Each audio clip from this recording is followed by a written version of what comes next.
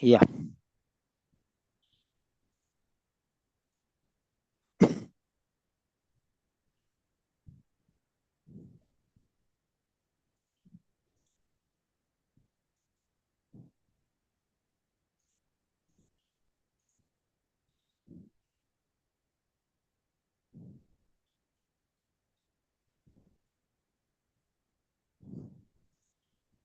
Yeah.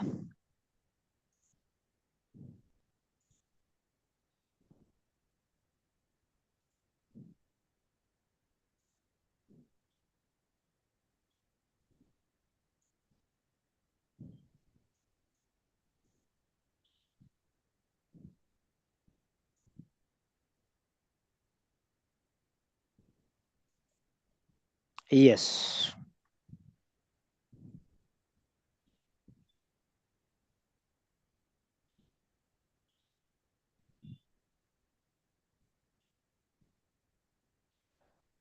Hello and welcome to Seven Sentinels. This is Grand Master Class, and I am Peter Simon with you. Today we are going to conduct a one of a kind, never before, ever after type of series.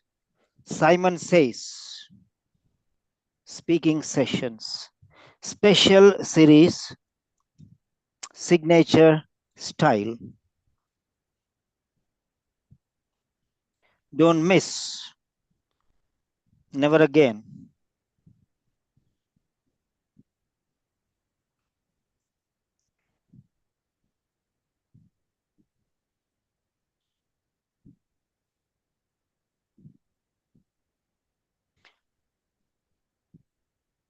Speaking sessions, Simon Says special series, signature style. Self injecting insulin, education.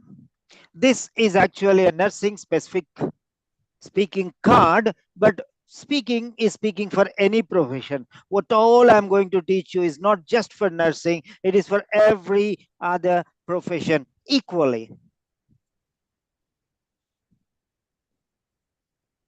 Self injecting insulin. Yes. This is a very special invitation, right? You are invited for these special sessions. You're invited for these very special sessions. Don't miss.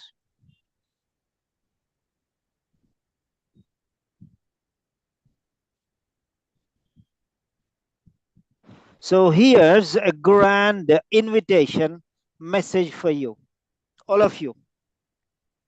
It's going to be a very grand invitation. Yes. And stay tuned. Otherwise, you have to watch it online. You'll miss the special impact live. So don't miss at all. I already told you, never before, ever after. Yes. So,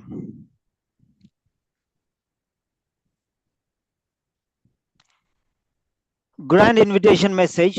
Simon Says special series, the signature style. Simon Says you are invited. Welcome to the special series. Master your 3-minute preparation like a pro.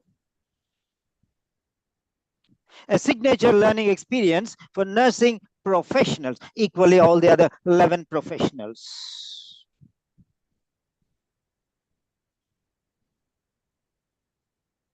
Right.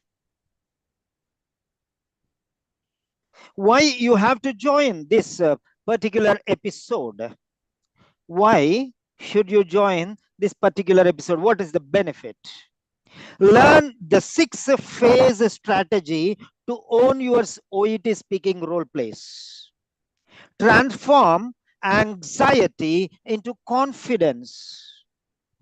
Speak like a pro and care like a nurse. Score high and serve better. Now, what you have to expect in this? What you are going to expect in this? Here, you have a proven preparation blueprint. You can verify what is a blueprint later. Real patient-friendly phrases, step-by-step structure. Why don't I give on the screen? I'll give you on the screen. 1 second. 1 second. I'll give you on the screen.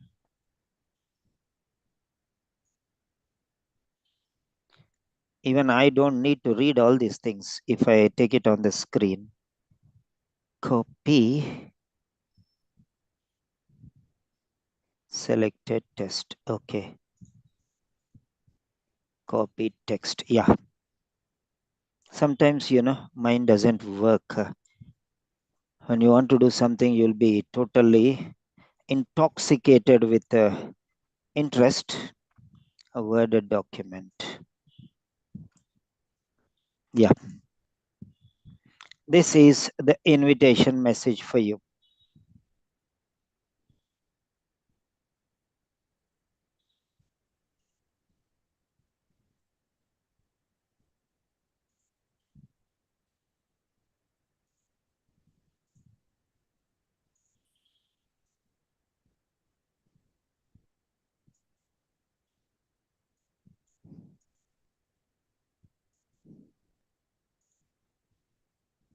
Yeah.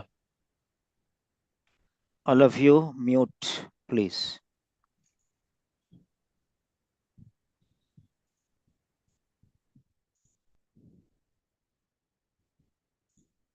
Let me mute everyone. Yeah.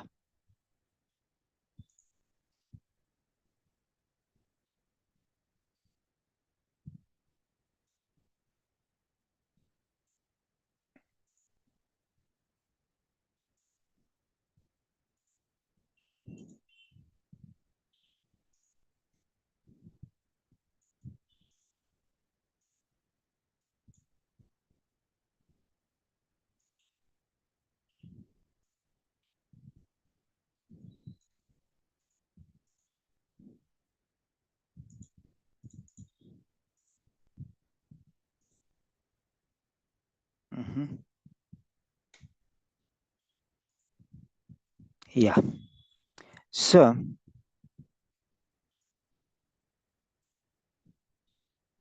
and something went wrong.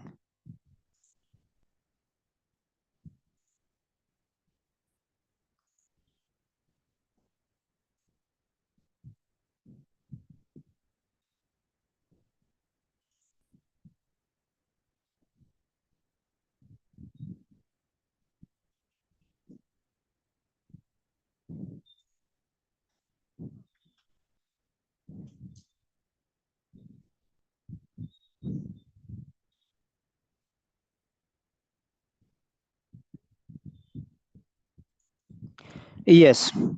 Welcome to the special series, Master Your 3-Minute Preparation Like a Pro, a signature learning experience for nursing professionals. Why you have to join? Learn the 6-phase strategy to own your OET speaking role plays. Transform anxiety into confidence. Speak like a pro, care like a nurse. Score high, serve better. What to expect?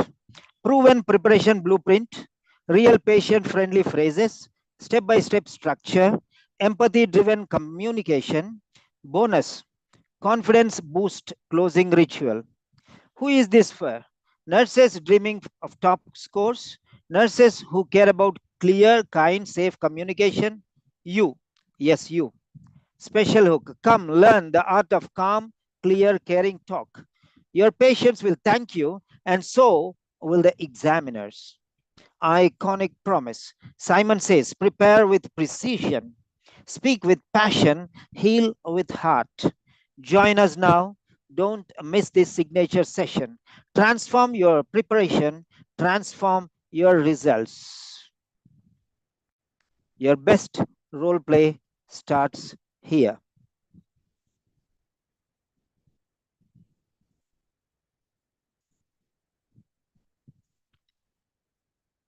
So now we are going deep into the point. Six phases of speaking. Now, what do you mean by these six phases of speaking? Yeah, you can make a notes, or afterwards you can watch and then make notes.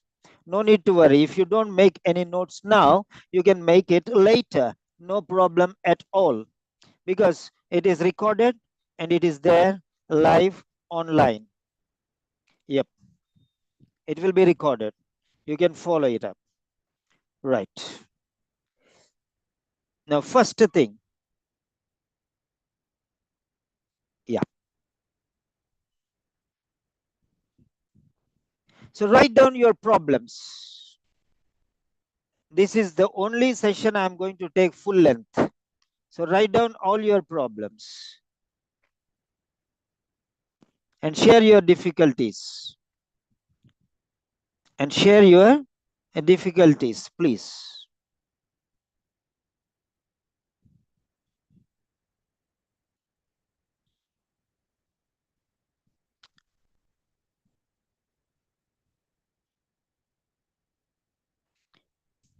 Yes, go ahead and write all your problems.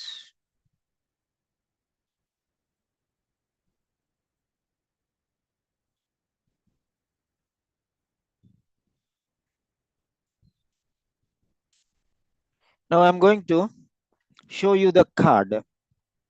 I'm going to show you the card. Yes, here it is. Your card, speaking card, role play card.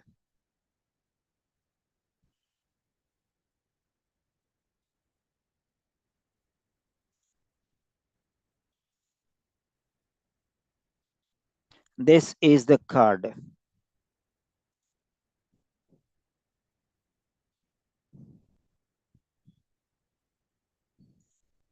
Yeah, this is the nurse card.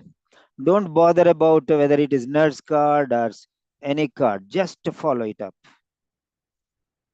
because I'm not teaching only for nurses here. Yeah, this is the card. Right.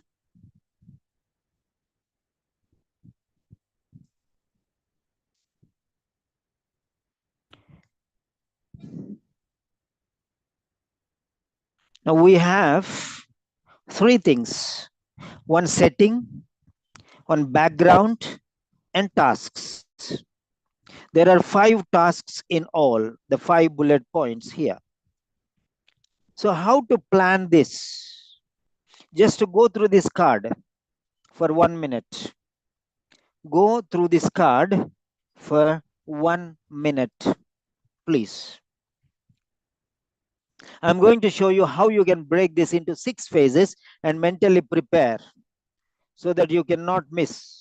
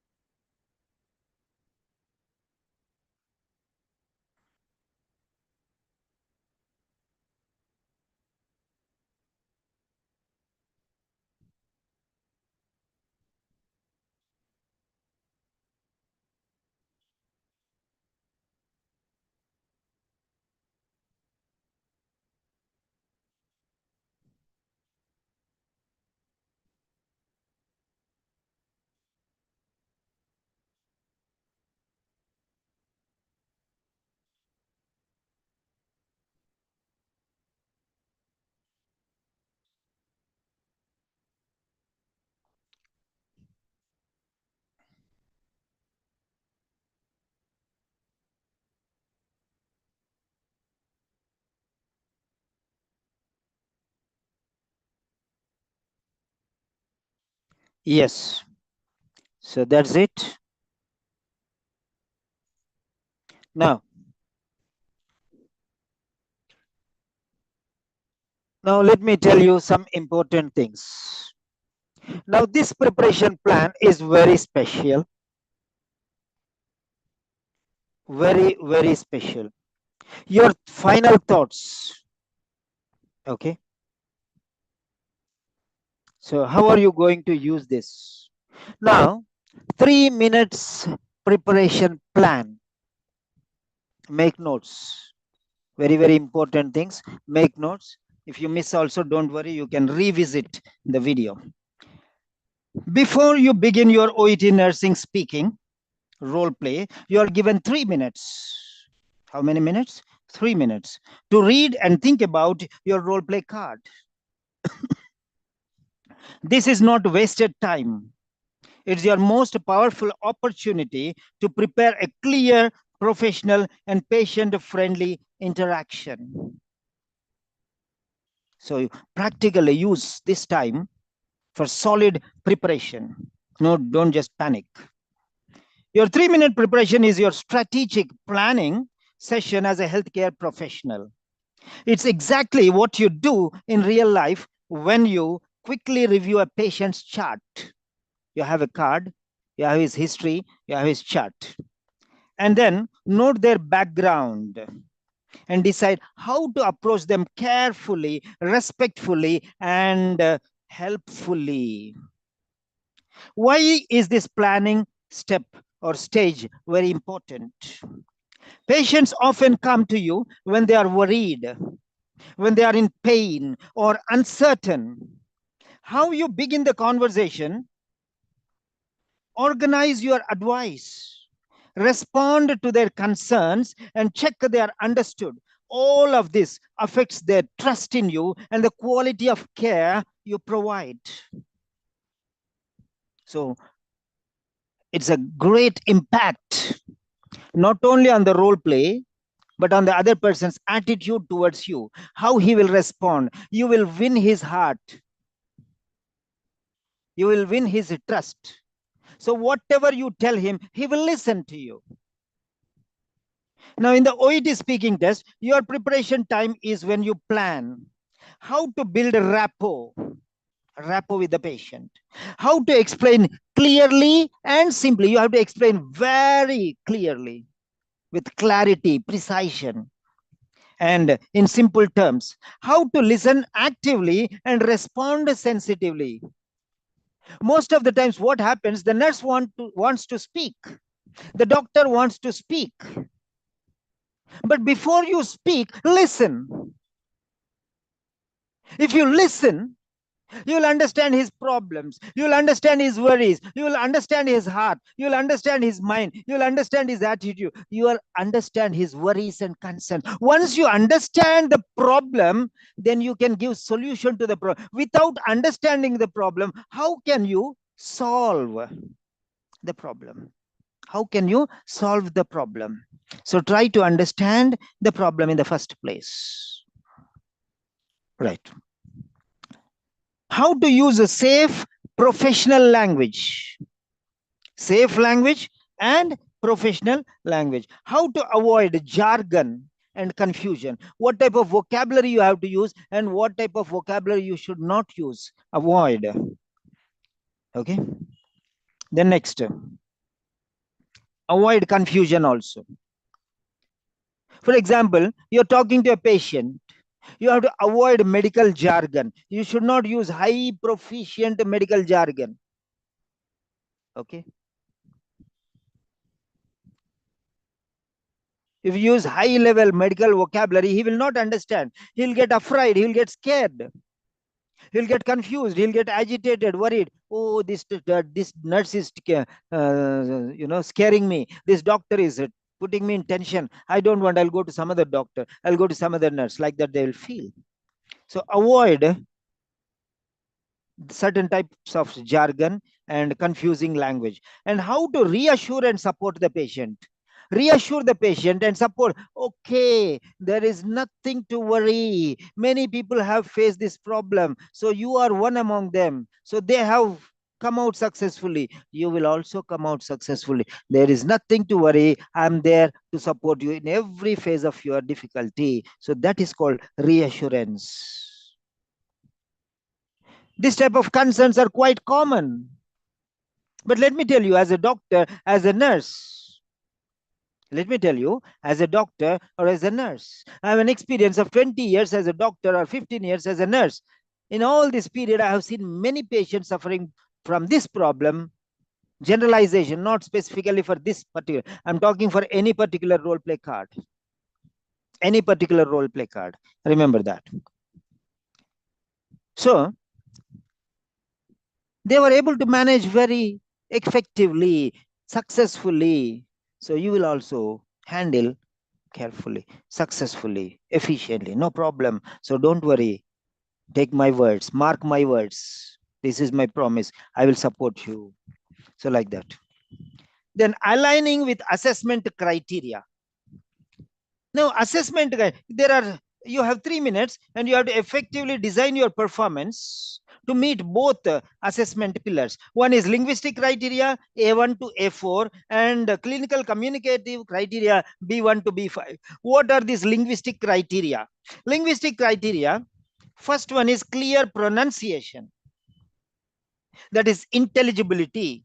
That means the other person can understand you. If your pronunciation is not right, the other person cannot understand you very clearly, and he will become, and he will get confused and puzzled. He cannot understand you properly. So clear pronunciation, intelligibility. Intelligibility, that means how well you are able to make the other person understand. Very clear pronunciation without any confusion and chaos. Then second one is fluency, smooth and controlled pace. Smooth and controlled pace, fluency. The second one is the fluency, smooth and controlled pace. Now, what do you mean by the smooth and controlled pace? Fluency doesn't mean speed. Fluency means without getting stuck, going in a flow, without any too many pauses and breaks. For example, yesterday, yesterday, I think in the morning, my brother and I went to the market. To the market. Then, so this is not fluency. Yesterday, my brother and I went to the market. This is fluency. Where stop where you have to stop, pause where you have to pause. Pause means 1 second, stop means period, full stop means 2 or 3 seconds. So that is smooth and controlled pace. Otherwise, word after word after word, word after word after word. I'm not saying after, I'm saying dafter, word after, word after. The ending of this is joining with the beginning of the next word. Word after. Try to understand what is fluency now. Fluency is the smooth flow of the words. Word after word. This is not fluency. Word after word, word after word. That is fluency. Word after word. In the morning, in the morning, in the morning, in the, in the, so in the morning, in the. So they're joining the last and the beginning. They're glued together. Bird in the bush. Bird in, bird in. Normally, many people read like this: bird in the bush. Bird in, bird in. So it is becoming din, not in. It is a din, D-I-N, din. Bird in. So bird in. It becomes, mixed up. The ending da is joining with beginning e. Da plus e becomes a d. That is what is fluency. Bird in the bush. A bird in the bush. A bird in the bush. Bird in the bush. Bird in the bush. A bird in the bush. So this is called fluency. That is smooth and controlled pace. That is fluency. This is A2. Now A3 is appropriateness of language. That means appropriate professional but friendly language. Appropriate professional but friendly language. Patient friendly language. That is called appropriateness of language, suitable to the patient but related to medical knowledge. But bring it down to make the patient understand.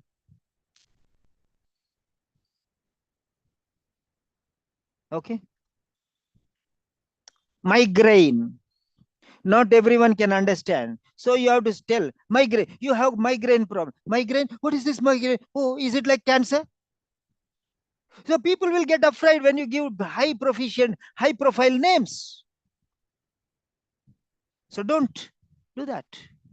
Don't confuse. Don't frighten the patients. So what is migraine? You have a problem. You have a headache. This is a particular type of headache. Off and on it will come, but when it comes, it will be very severe. It will pierce. It may be one-sided, or whatever features. Explain everything. This condition is called migraine. No need to worry. You already understood what is migraine because I have told you before. This is just the term. No need to be worried. This is what is the problem you have. So patient friendly. First tell in simple terms, and afterwards, if you want to tell the name. If you don't tell the name also, there is no problem. He understood what is his problem. Then at the end, you can say, this problem is called migraine. In the same way, constipation. What is constipation? Okay. So you explain very clearly. Okay. Then afterwards, you label it directly. Professional, you are professional, high professional medical language. Don't put professional, but patient friendly, so that not to make him go into panic. The next one, fourth one, A4, is called range of accuracy of grammar and vocabulary. So this is resources of grammar and expression. Grammar and expression. So you have two things here, grammar and vocabulary. You have to use proper grammar and you have to use outstanding vocabulary.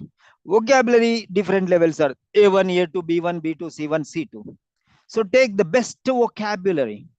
Take the best vocabulary. For example, precise. Correct. So which is the better word? For example, you can say,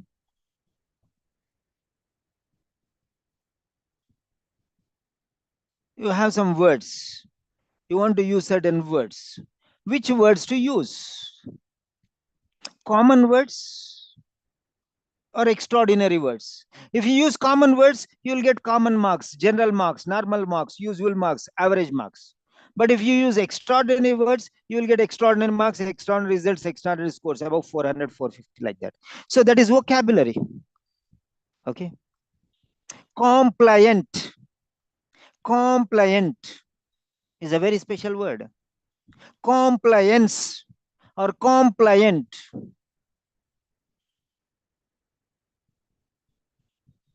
Dietary compliance. Medication compliance. So that means you are taking the medication regularly as per the prescription and guidance by the doctor.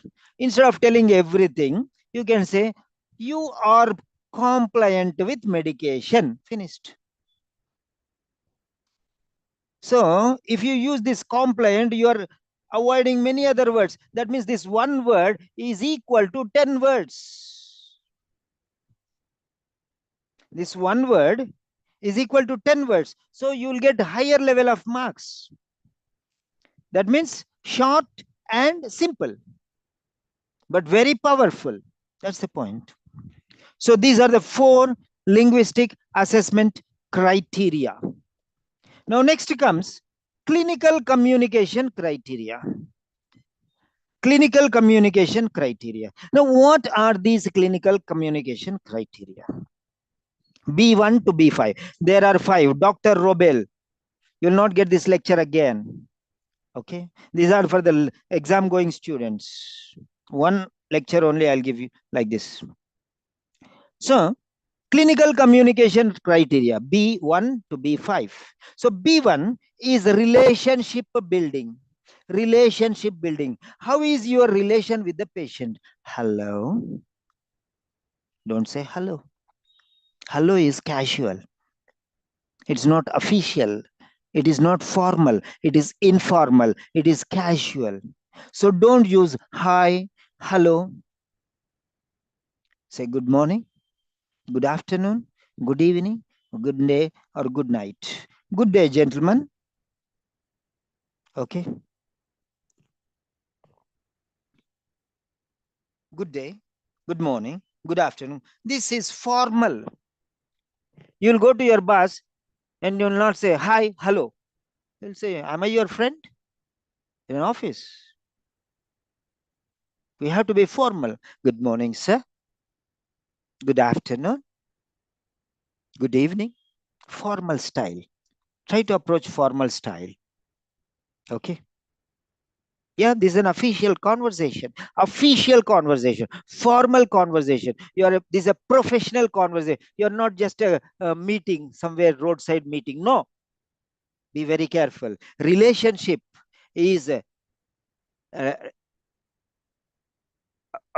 professional to a client. A professional with the relationship is a professional with his client. It should be extremely formal and be formal. Greet formally. Okay. Greet in a formal manner. Yes. Then you can say, welcome. Have your seat. If he's already seated, then different way. If you already know, then different way. If he's a new patient, it's different way. Already seen and he's coming back, then the different way of approach. Well, nice to see you again. Have you got the reports? If you already sent for reports and coming back, nice to see. Welcome back. It's good to see you for the first time. What brings you here? So the style accordingly changes. I hope this is the third time I'm visiting you. Am I right? Okay, nice to be back here. So how you speak is very important. That means you are remembering how many times he's coming. You remember that he came to you and you sent him for reports and he's coming back. Right? So you're back. Have you brought the reports? See the way how you're talking. Okay. You should remember. That shows that you have some relationship with the patient and you remember the relationship and you remember the patient. You remember why he's here and you remember what he's bringing to you. You remember everything. You have a good rapport. You have a good relationship with the patient. That's very, very important. That's very, very important. Maintain that relationship. Respect him. Okay.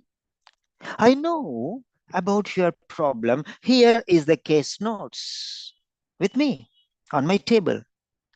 But I want to listen to your first-hand information I need. What the paper speaks is what somebody has written about you. But you tell me in your own words what you are experiencing, why you are here, what you feel, what your concerns are, everything in a nutshell.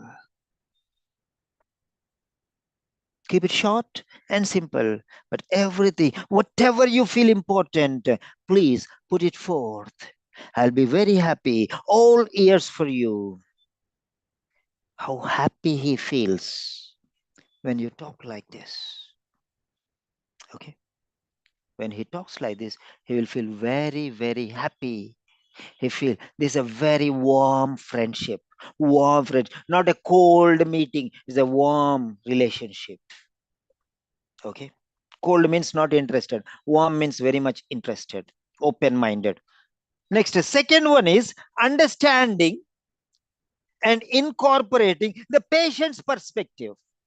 So you are building the relationship with the patient first. I am pleased to have you here. First of all,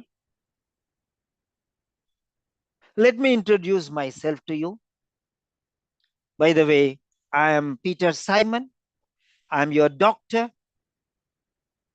I'm your doctor for the day. Your treating doctor for the day. And my name is Simon Peter. I'm the treating doctor for you today. I will be glad to assist you.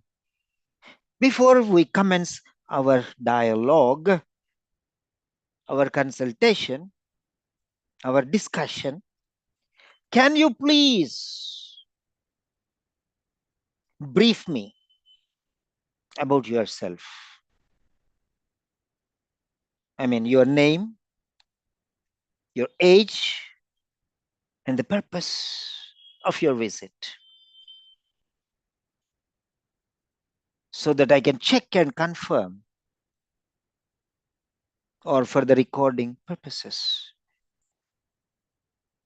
So whatever you want to speak. This is called relationship building. Then next comes understanding and incorporating the patient's perspective. Now the patient will tell, I have this problem, I'm worried, I'm tensed, I don't know what to do, I'm struggling, will I come out of this problem? Is there any remedy? Is there any cure? Is there any remedy? Is there any solution for this? It's troubling me very much. I'm not able to concentrate. I feel I'm going to die and suffer. So how will you help me, doctor?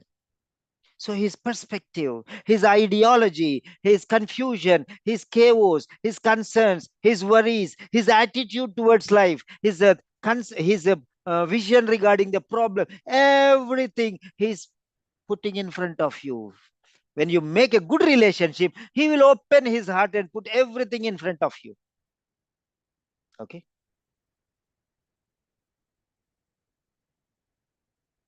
He'll open everything and put it in front of you on the table.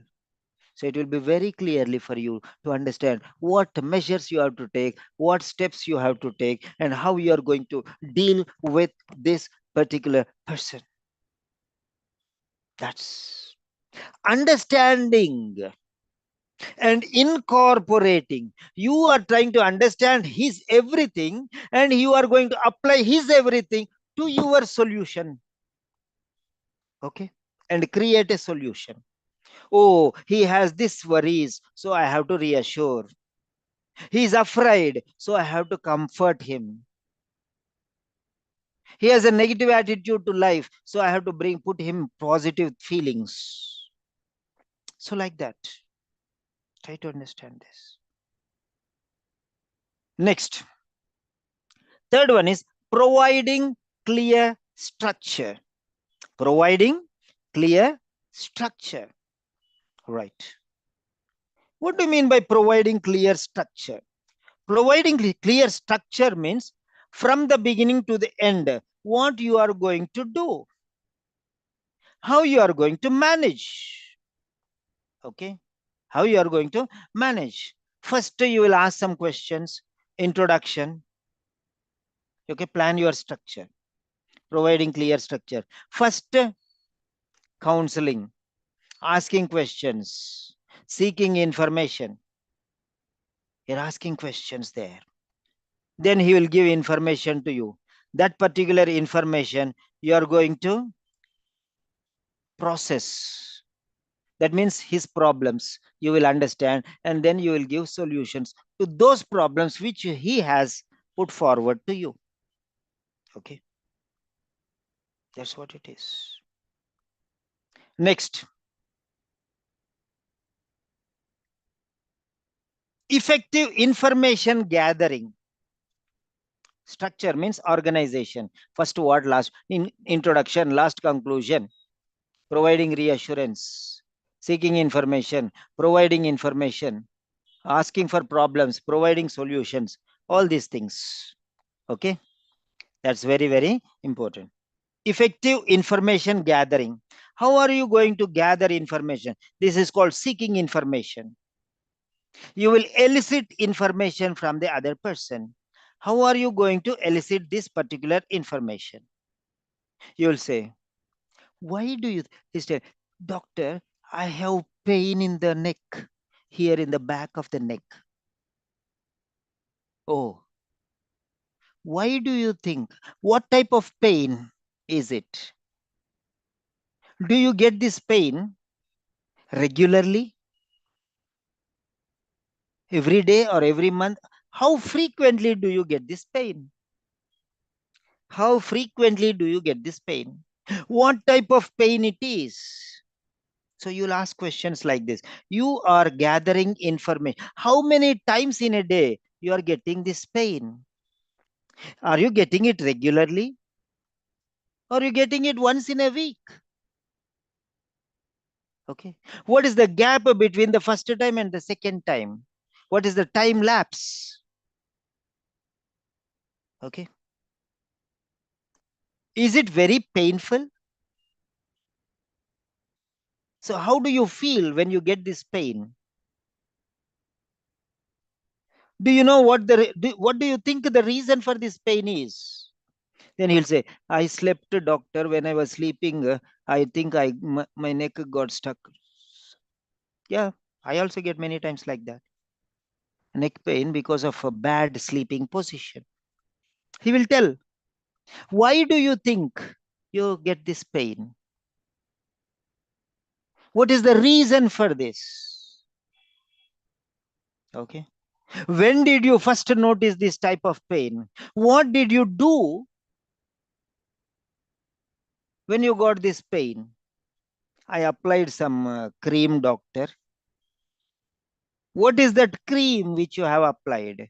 How many times did you apply? So you'll be asking for information. This is called information gathering. Information gathering. Yeah.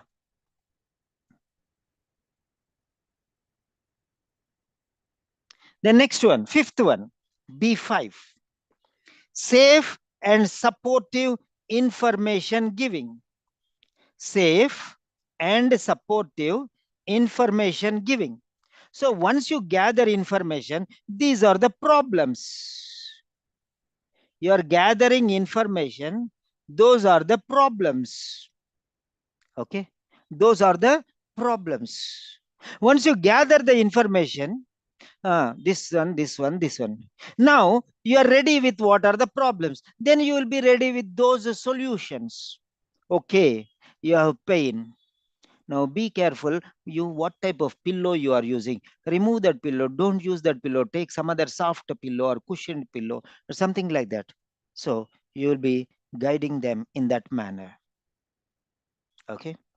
Now your goal in the 3 minutes. This is not about memorizing a script. You're not memorizing a script. Remember, you're not memorizing any script here. Okay.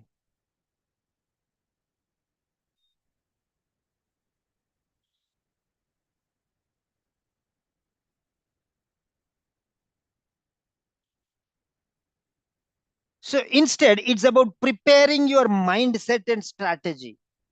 It's about preparing your mindset. What I should do, how I will approach mindset. Mindset, what is there in my mind? How I am going to approach this to deliver safe, clear, and caring communication. Try to understand these points. Right.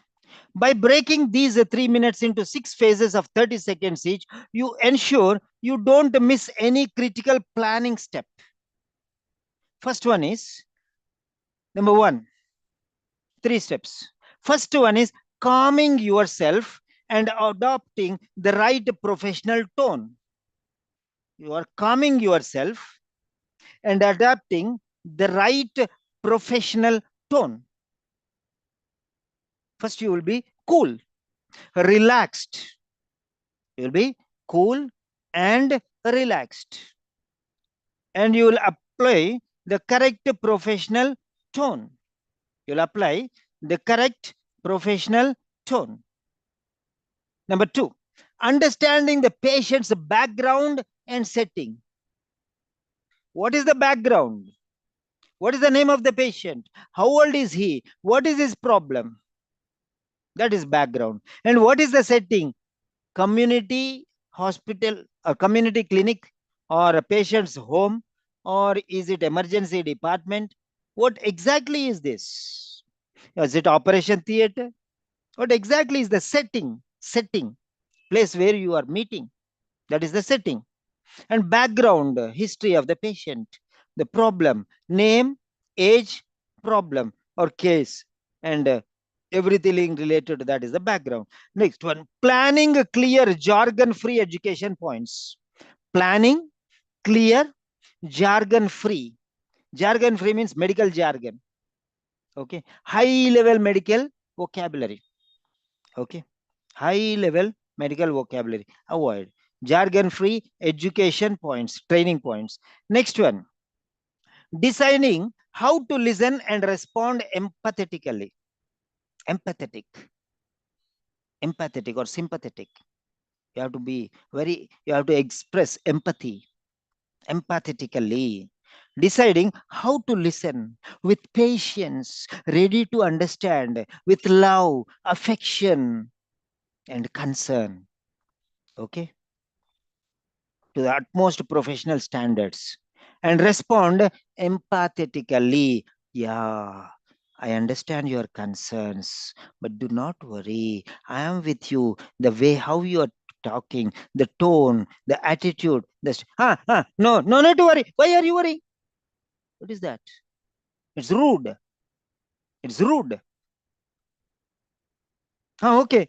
I understand your problem. I'll tell you. Wait, wait, wait. Don't worry. I know, no. I know your problem. I have seen many patients like this. I know what your problem. You need not tell anything. I know. I understand. I can. No, let them speak. Let them speak. A person who loves first listens carefully.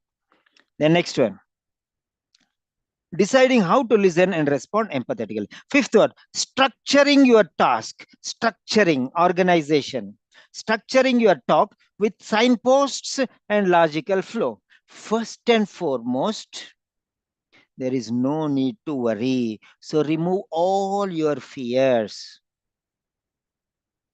So then listen to me very carefully. I am going to lastly, what all I told you. So firstly, next, lastly. So like that. First, then next up. So these are called some signposts. Before we begin our discussion, before, initially, you can tell me your problems. Then I will discuss how to manage these solutions, problems. And finally, I'll give you all the required leaflets, guidance, suggestions, brochures, or whatever it is. So this is the way. And if in future, if you require any support, you can always call me. There is organization, there is some grading, there is some system, there is some structure. And last one, practicing your greeting and closing lines. Practice greeting and closing. A work well begun is half done. Half done. Well begun. If you begin something excellently, that is half done. Remaining, it will go automatically. So beginning, fear. Overcome that. Next, remember, in real practice, preparation is a sign of care. In the OET speaking test, preparation is a sign of professionalism. These 3 minutes are your opportunity to prove both. What are these both? Sign of care and sign of professionalism. Preparation is a sign of care in real practice. In speaking test, it's a sign of professionalism. So sign of care and sign of professionalism. Care and professionalism, both you are going to prove in these 3 minutes. Prepare well. Yeah.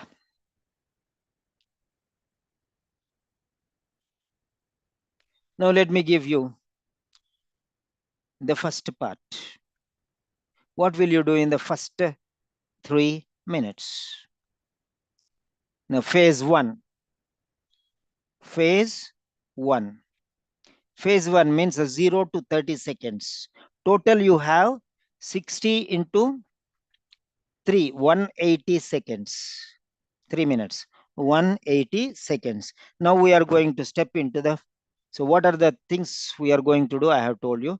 Now step by step, I'll tell you what we are going to do. Stage 1, 0 to 30 seconds.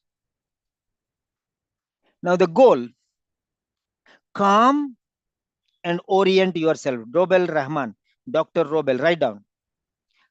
First 30 seconds, calm yourself and orient yourself. Directions, plan your directions.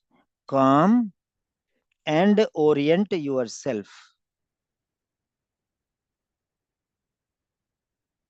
Calm and orient yourself.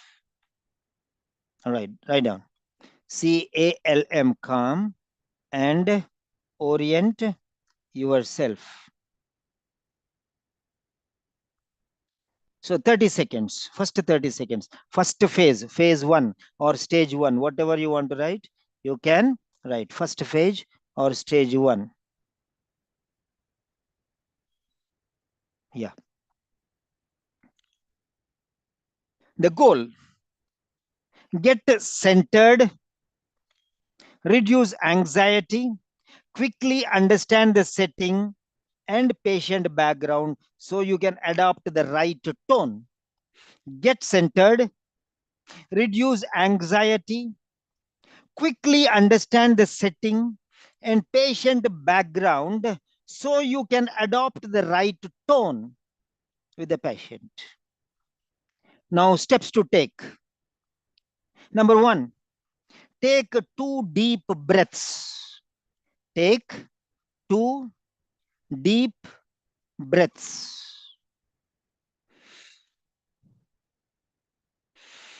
Take 2 deep breaths. The purpose is to slow your heart rate, steady your voice. Steady your voice. Slow your heart rate, deep breath. Slow your heart rate and steady your voice. The mental cue. I am calm. I am professional. I am calm. I am professional. So you are thinking yourself, I am calm. First breath. I am professional. Second breath. I am not angry. I am rude. I am not tensed. I am not upset. I am in control. Full control. See how like I am. I'm doing multitasking. I'm doing multitasking. Okay. Multitasking. Right. Be calm. Be cool. First breath. I am calm. I am the professional. I'm not new. No need anxiety, no need panic like that. Cool, relaxed. Second one, glance at the role play card's setting line. Glance at the role play card setting line. First thing what you have to do, glance at the role play card setting line. What is the setting? Here the setting is, what is the setting here? Now I have to show you the screen, right? Yeah, the setting is the medical clinic. Here you can see the setting is the medical clinic setting line. This is the setting line. It's a medical clinic. So the patient is in the medical clinic. So this is what is multitasking, doing many things at a time. Okay, doing many things at a time. That is called multitasking. Use this word. Multitasking is a very special word. Multitasking. Okay, multitasking. Right. So glance at the role play card's setting line. Example on card, outpatient clinic, home visit, or Is it outpatient clinic, or is it home visit, or is it medical clinic, or outpatient department? What is it? See there. Where am I? Where am I? Am I in the outpatient department? Am I in the emergency department? Am I going for a, am I in a home visit? Am I in a medical clinic? Where am I? That is the setting. Setting will tell you where you are. So behave accordingly. Then ask yourself, where am I? How formal or friendly should I be? I should be formal and I should also be friendly. Not totally friendly. You cannot go and hug the patient. You go not go and tap the patient. You do not need not shake hand the patient. That much friendly is not needed. You're formal. So there's a limit. There's a boundary line between formality and friendliness. Be very careful. You have to judge properly. Okay. Next, read the background line quickly. Read the background line quickly. What is the background line? Now again, let us see the background line. The background line, nurse, background. Your 60-year-old patient's background. Your 60 years old patient has a type 2 diabetes. Your 60-year-old patient has a type 2 diabetes, which has been moderately well controlled by diet and oral medication until now. However, recently, the patient's blood sugars levels have been high. The doctor has decided to commence insulin injections now, from now on, hereforth. You are seeing the patient to show him, her, how to administer injections. Try to understand here. Okay. So this is the background. I repeat, your 60-year-old patient has type 2 diabetes, which has been moderately well controlled by diet and oral medication until now. However, recently the patient's blood sugars have been high. The doctor has decided to commence insulin injections. You are seeing the patient to show him how to administer injections. That is the background. All right. Now, next one. Identify key emotional cues. Patiently new diagnosed, or is he anxious? Is he afraid of needles? Is the patient newly diagnosed? No. He is diagnosed with diabetes long time back. He has been on medications for quite some time, maybe 2, 3 years. There is a change. The doctor recommended a change.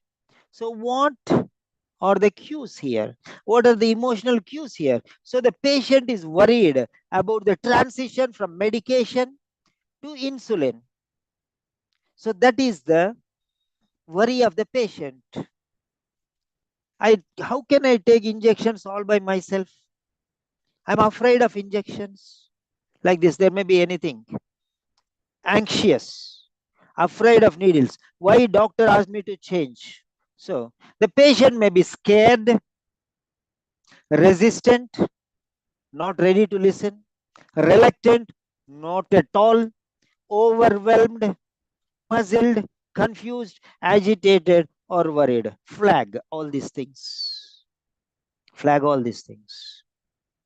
Now decide your general approach.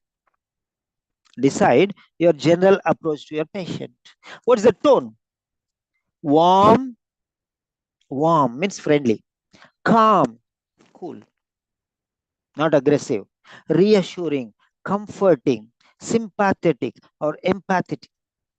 Okay. Body language, relaxed, open. So this is the way how you have to do. Now, clinical communication criteria. focus. B1. Relationship building starts immediately. First impressions matter. Plan for polite greeting. Hello, I'm your nurse. I am nurse Simon Peter. I am Dr. Simon Peter. Now, gentle introduction. I understand you might be feeling nervous about this transition from medication regimen to self injecting insulin. I understand. I'm, I understand your concerns. No rush, no jargon, respectful tone, respect with due respect. Now, linguistic criteria focus. Intelligibility. Plan for very clear neutral speech. Very clear neutral speech. Neutral, not authoritative, not subordinating, formal, friendly, authoritative. Do like this, do like this, do like this. Please do like this. Too much friendly. Neutral, neutral. You have to follow certain measures. This is very important for managing your blood sugars. So this is the way how you have to discuss. This is the way how you have to discuss. The next one, appropriateness of language. Appropriateness of language. Choose lay friendly, empathetic words. Tiny needle instead of subcutaneous injection site. Tiny needle instead of subcutaneous injection site. Lay friendly, common friendly attitude. Dr. Robel Rahman, very good. Be here, stay here, because this is specially for you, the students who are going for the exam. Yeah, thank you very much. So, tiny needle instead of subcutaneous injection site. Lay friendly, tiny needle. If you say tiny needle, they'll understand. That means if you say subcutaneous injection, what is subcutaneous injection? It's a tiny needle, small needle, just like that. Then mindset cue. I am here to help them feel safe. What is your mindset? What is your mindset? I am here to help them feel safe, to make them comfortable, relaxed, remove their tension and worries. That is your mindset. What is your responsibility? My first words will set the mood. Do not worry. I am there to support you. That's what it is. These first words will set the mood, friendly mood, but formal style. Example, internal script. What to say to yourself in these 30 seconds. Okay, she is nervous or he is nervous about injecting insulin. First time she is going to take or he is going to take. My job is to reassure her. My job is to reassure her, comfort her, speak gently. I will speak gently, friendly tone, kind words.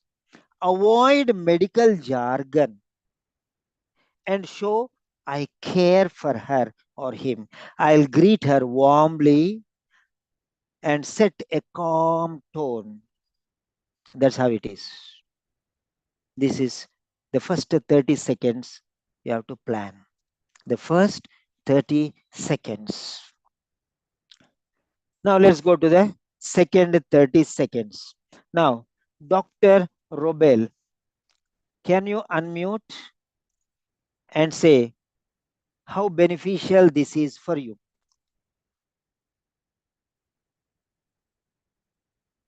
Robel Rahman, you can unmute and you can speak. Hello, sir. Thank you so much, sir. I give opportunity to speak with you. This is a good class for me because it is how to understand the role play and as well as setting the background of the patient and approach the proper approach the role play, and proper introduction, and how to proceed my role play, that so much beneficial for me. Right. Because they now you are alone. Okay. You are the only regular student now. Correct? So you Yeah. understand the importance for you, right? Yes, sir. This much time I'm spending means it's very, very important. Whether everybody understands the importance or not, I don't mind. I'm teaching. Okay. So if it is beneficial for you, you will get the benefit. That's it. Yes, sir. Right, right. Now let's go to stage number two. Stage number two, 31 to 60 seconds, first minute, second half of the first minute, second half of the first minute. So 3 minutes, first half we have already finished. Now we are going to the second half of the first minute. That is second stage, 31 to 60 seconds. What we are going to do? Scan the card. Identify the 3 to 5 tasks. 3 tasks or 5 tasks. How many are given? As many as possible. 3 to 5 bullet points. Usually 3 or 4 or 5 bullet points will be there. Usually 3 bullet points or 4 bullet points or 5 bullet points. Those bullet points you have to identify and understand now. Right. Now read the task section on the card carefully. Now let us go to the card again. Now here is the card. So 1, 2, 3, 4, 5. So here we have, okay, so 5 points. Here we have 5 points. Here we have 5 points. Okay. Now let us go through these 5 points. When asked by the patient, when asked by the patient, so this is the patient's card. This is the nurse card. Okay.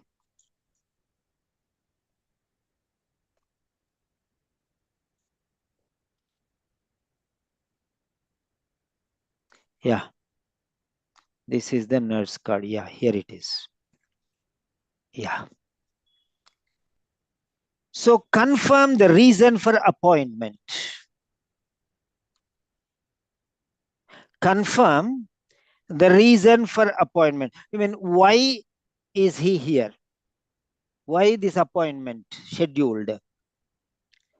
It is for self-administering injections for diabetes, advice and observation. So it's educating, self-injecting insulin. Find out how patient feels about insulin injections. You have to understand what is his attitude to this. Okay. Then second one, explore reasons for patient's anxiety, injection process, fear of pain and needles, etc. Explore reasons for patient's anxiety, injecting process, fear of pain, needles, etc. Reassure the patient. Point number 3. Reassure the patients. So first one is introduction. Second one is eliciting information, gathering information. Third one is reassuring the patient about managing injections, clear injections, clear instructions, easier with practice, etc. Stress the importance of insulin injections. Example, faster absorption into bloodstream, not broken down in stomach, is more effective, etc. Why these are important? The benefits, the causes, the reasons. Next, fourth point, emphasize means a stress, means reinforce, means explain in detail. Injections are the best option available. Current management not working, medication regimen not working anymore. Condition has become deteriorated. words. Explain injection giving process. Example, washing and drying hands, pinching skin, insertion of needle, 45 to 90-degree angle, leaving in place 5 to 10 seconds, etc. Describe need to rotate injection site. Example, preventing formation of lumps, risks of less insulin absorption, etc. Explain the importance of safe needle disposal.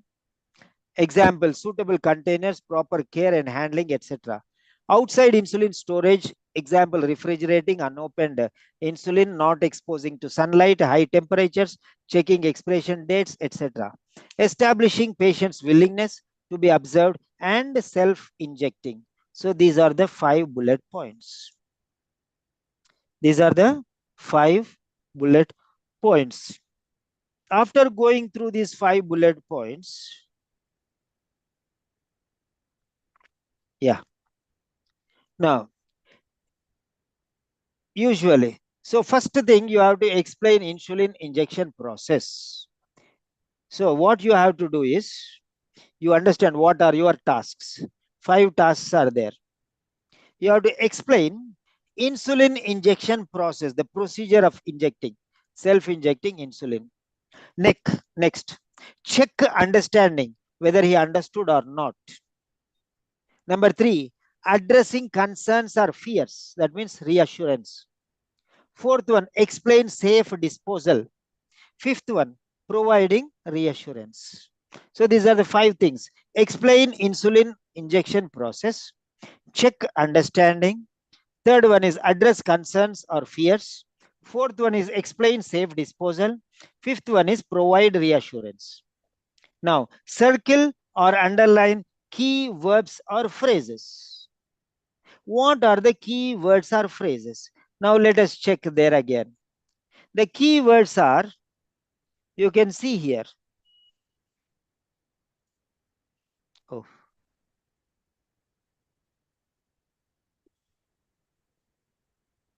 yeah. The key words here, you can see. Reassure, like this. Okay.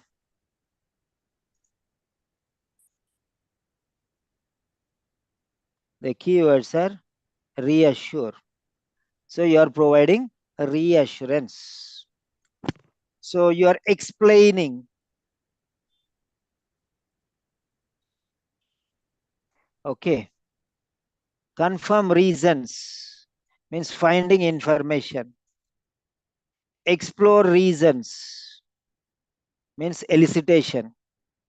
Emphasize injections means providing information. So try to understand what he's telling you.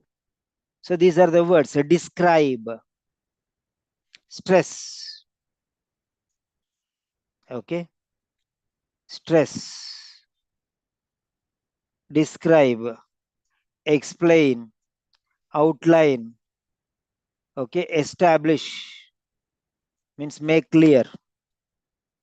So these are some words what you have to do. It is telling what you have to do.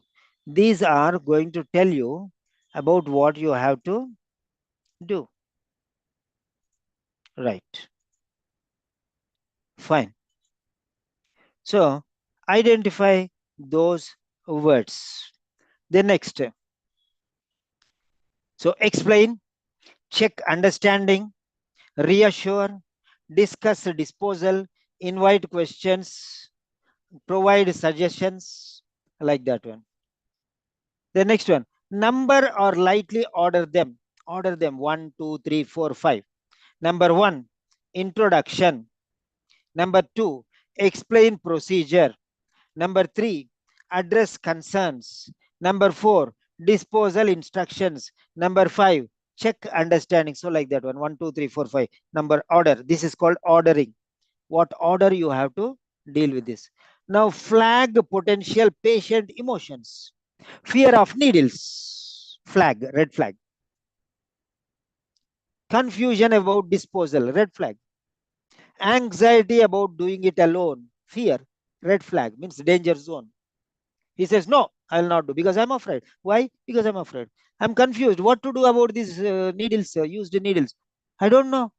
What should I do? So that's a red flag, danger zone. Anxiety about doing it alone. How can I do it all alone? I'll not do. No, every day I come to the hospital. You give me the. No need to worry. So red flag. Flag means circle and put a red flag. Tick. Okay. Some highlight. Underline. Flag means underline, circle or do something. Okay. That means it's very important. Very, very important. If you remove these red flags, then only he'll be friendly with you. Otherwise, he will feel you are his enemy. I don't want to do these things. He's forcing them on me. So he'll treat you as an enemy, not as a friend. These flagged areas, focus on them. More important. Then only you can befriend him. Whatever you tell him, he will listen. Be very careful. Many people don't know how to make good friends with patients. That's why they'll become ordinary nurses. They don't become extraordinary nurses. Okay. How Mother Teresa became great, how Florence Nightingale became great, how many people became great. So many people will just stay nurses, ordinary nurses, or ordinary doctors all their lives. Now, flag potential patient emotions like fear of needles, confusion about disposal, and anxiety about doing it all alone. Now, clinical communication criteria. Providing structure. Providing structure starts here. Here we are providing the structure. Now, examiner will score you how logically you cover the task. What you should do first, what you should do next. So ask yourself, do I know the order I am going to use? Do I know in which order? So 1, 2, 3, 4, 5, already you marked. So do I know the order which I am going to use? That's what you will ask yourself. How will I move smoothly from one point to the next point? Smoothly. How will I jump from one point to another point?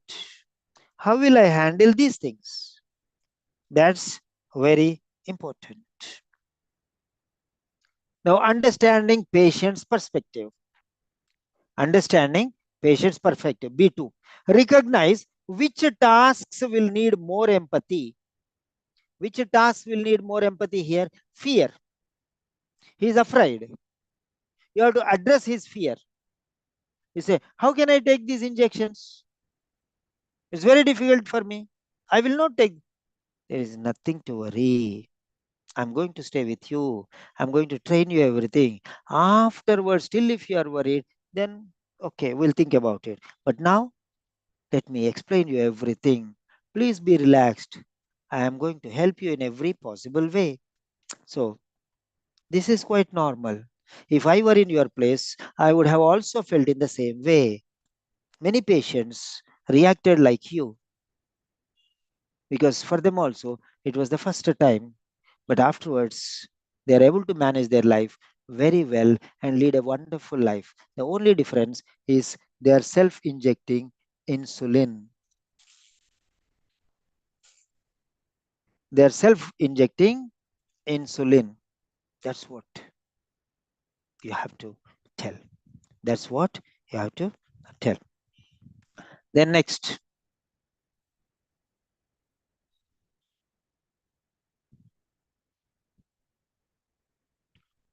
yeah, next one, linguistic criteria focus.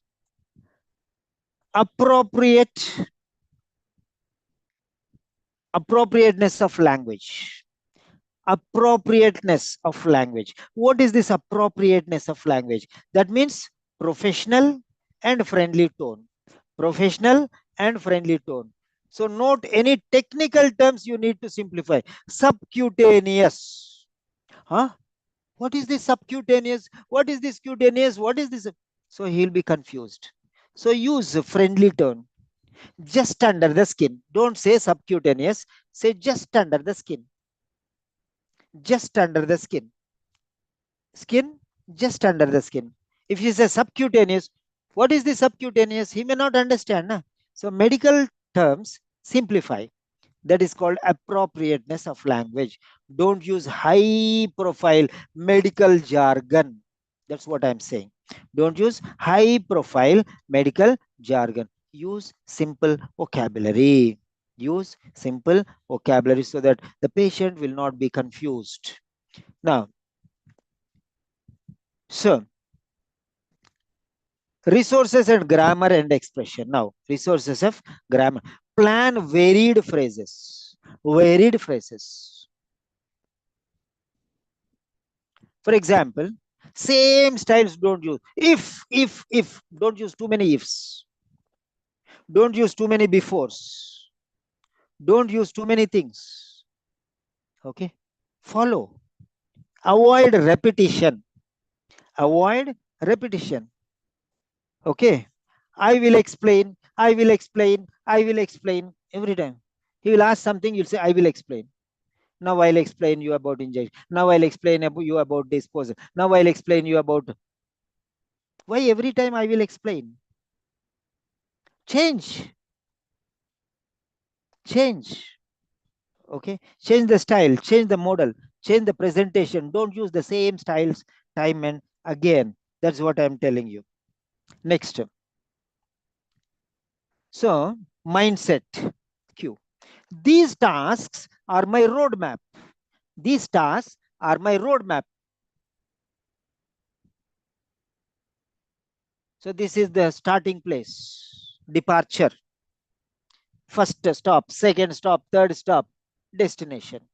So, this is my route stop. First, I will do with introduction. Last, I will close with conclusion. So, what is first I am going to do? What is second I am going to do? What is third? So, roadmap. Build a roadmap. Build a roadmap. Then it will be easy for you to follow. Just mentally ready. Next, don't skip any. Keep it clear and patient friendly. All these points, step by step. Don't miss any point. Okay. Otherwise, you'll lose your marks. And be patient friendly. Next. Now, example, internal script. What you will tell yourself. In these 30 seconds, you will tell yourself. Okay. I see 5 tasks. How many tasks? 5 tasks. First, I will introduce myself. First, I will introduce myself. And I'll get introduced to the patient. I'll ask his name and everything. And I'll ask how he feels. Then explain the injection step by step, the procedure.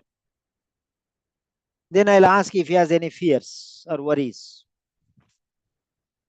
Then I'll explain the disposal clearly. Finally, I'll check whether I understand or not. So once again, I will see the 5 tasks. First thing, I'll introduce myself. So introduction. Then explain the procedure step by step. Then after explaining everything, I'll ask whether he is afraid or not. That is the third step. And then the fourth step is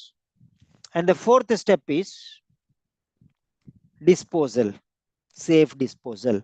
I'll explain. And the fifth step is I will ask whether he understood or not. So first one, self-introduction. Once again, first one, who I am and who you are, self-introduction. Second one is procedure of self-injecting. Number 3, asking whether he has any fears or not, seeking information. Okay. Then if he says no, then afterwards I'll move to safe disposal. Then finally I'll ask him whether he understood everything or not and go ahead with demonstration. Right. This is the way I will think in myself. Got it? Yes, I got it. You have to think in your mind. That's it. The next one. Now you have, if you want, if you have any doubts, you can ask me. Otherwise, we are moving to the stage 3, 61 to 90 seconds. 61 to 90 seconds. How we are going to deal. And now 61 to 90, prioritize key education points. Prioritize. What is the major point? Point number one, main point. Then second main point. Then third main point. Like that. Prioritize the points, key points. What you want to educate. The goal is decide clearly what you will explain in simple, patient friendly steps. Decide what you are going to explain in simple, patient friendly steps. That's it. Now, what are the steps to take in these 30 seconds? Third phase. Okay, 61 to 90. Now, visualize the injection in easy steps. Now, what are the steps of injection? First one is clean the area, then pinch the skin, then insert the needle at 45 degrees, push the plunger slowly, remove the disposer safely. So 5 steps. Clean the area, okay? Clean the area where you are giving injection. Pinch the skin, insert the needle 45 degrees angle, 45 degrees angle, not 90 degrees, 45 degrees angle, okay? In between 90 and flat. So 45 degrees angle, and push the plunger slowly, and then remove the dispose safely. 5 steps. So these are, so what are that? Clean, pinch, insert, push, then remove. So clean the area, pinch the skin, insert the needle, push the plunger, remove the disposal. Finished. 5 steps. So now you will explain. First and foremost, what you have to do is select the area where you have to give the injection, and then clean the area with the cotton, water, or whatever you're using. Make it sterile. Clean the injection site. So you explain. Point. Clean the area. Clean area. Finished. You explain 1 or 2 sentences. Then pinch the skin to find out where the proper muscle is. Okay. Right. Next one. Choose patient-friendly words. Choose patient-friendly words. Just under the skin. Don't say subcutaneous. A tiny, short needle. Don't say very sharp needle. He'll be scared. Tiny, short needle. Small, tiny, short needle. Don't say sharp, thin needle. If you say thin, it will break. Sharp means it will prick. So there will be fear. So tiny, short needle. Safe, clean way. So try to use proper vocabulary. Then think of chunking strategy. Chunking. Chunking means bits and pieces. First, next, then, later, finally. First, then, later, next, after that, finally. These are called sequencing words. Robel Rahman, unmute. Robel Rahman, unmute. So do you think I'm giving quality things or not? Yeah, I think so. You think or you believe? Yeah, I think this is a good way to process the rule play. Like a chunking word, get more mark in the OET exam. Yes, that's fine. Because it's very important. Dr. Yeah. Robel, that is Dr. Robel from United Kingdom. Yeah. So now here, first, next, then, after that, later, finally. Now you have got 5 words: clean, pinch, insert, push, remove. These are 5 words. Now first, next, later, then, after that, finally.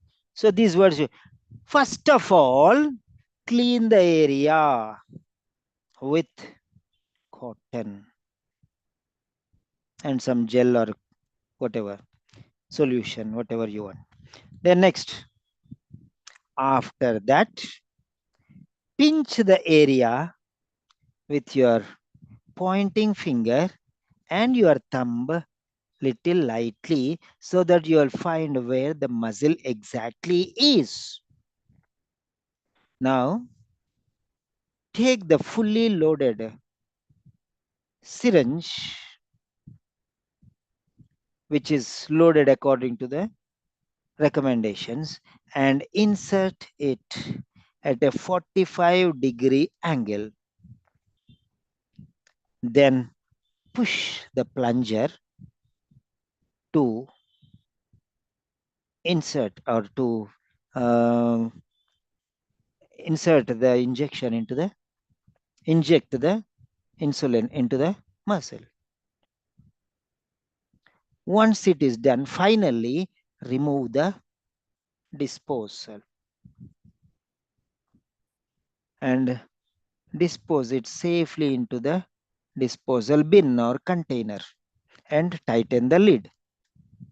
So step by step, plan properly what you want to do.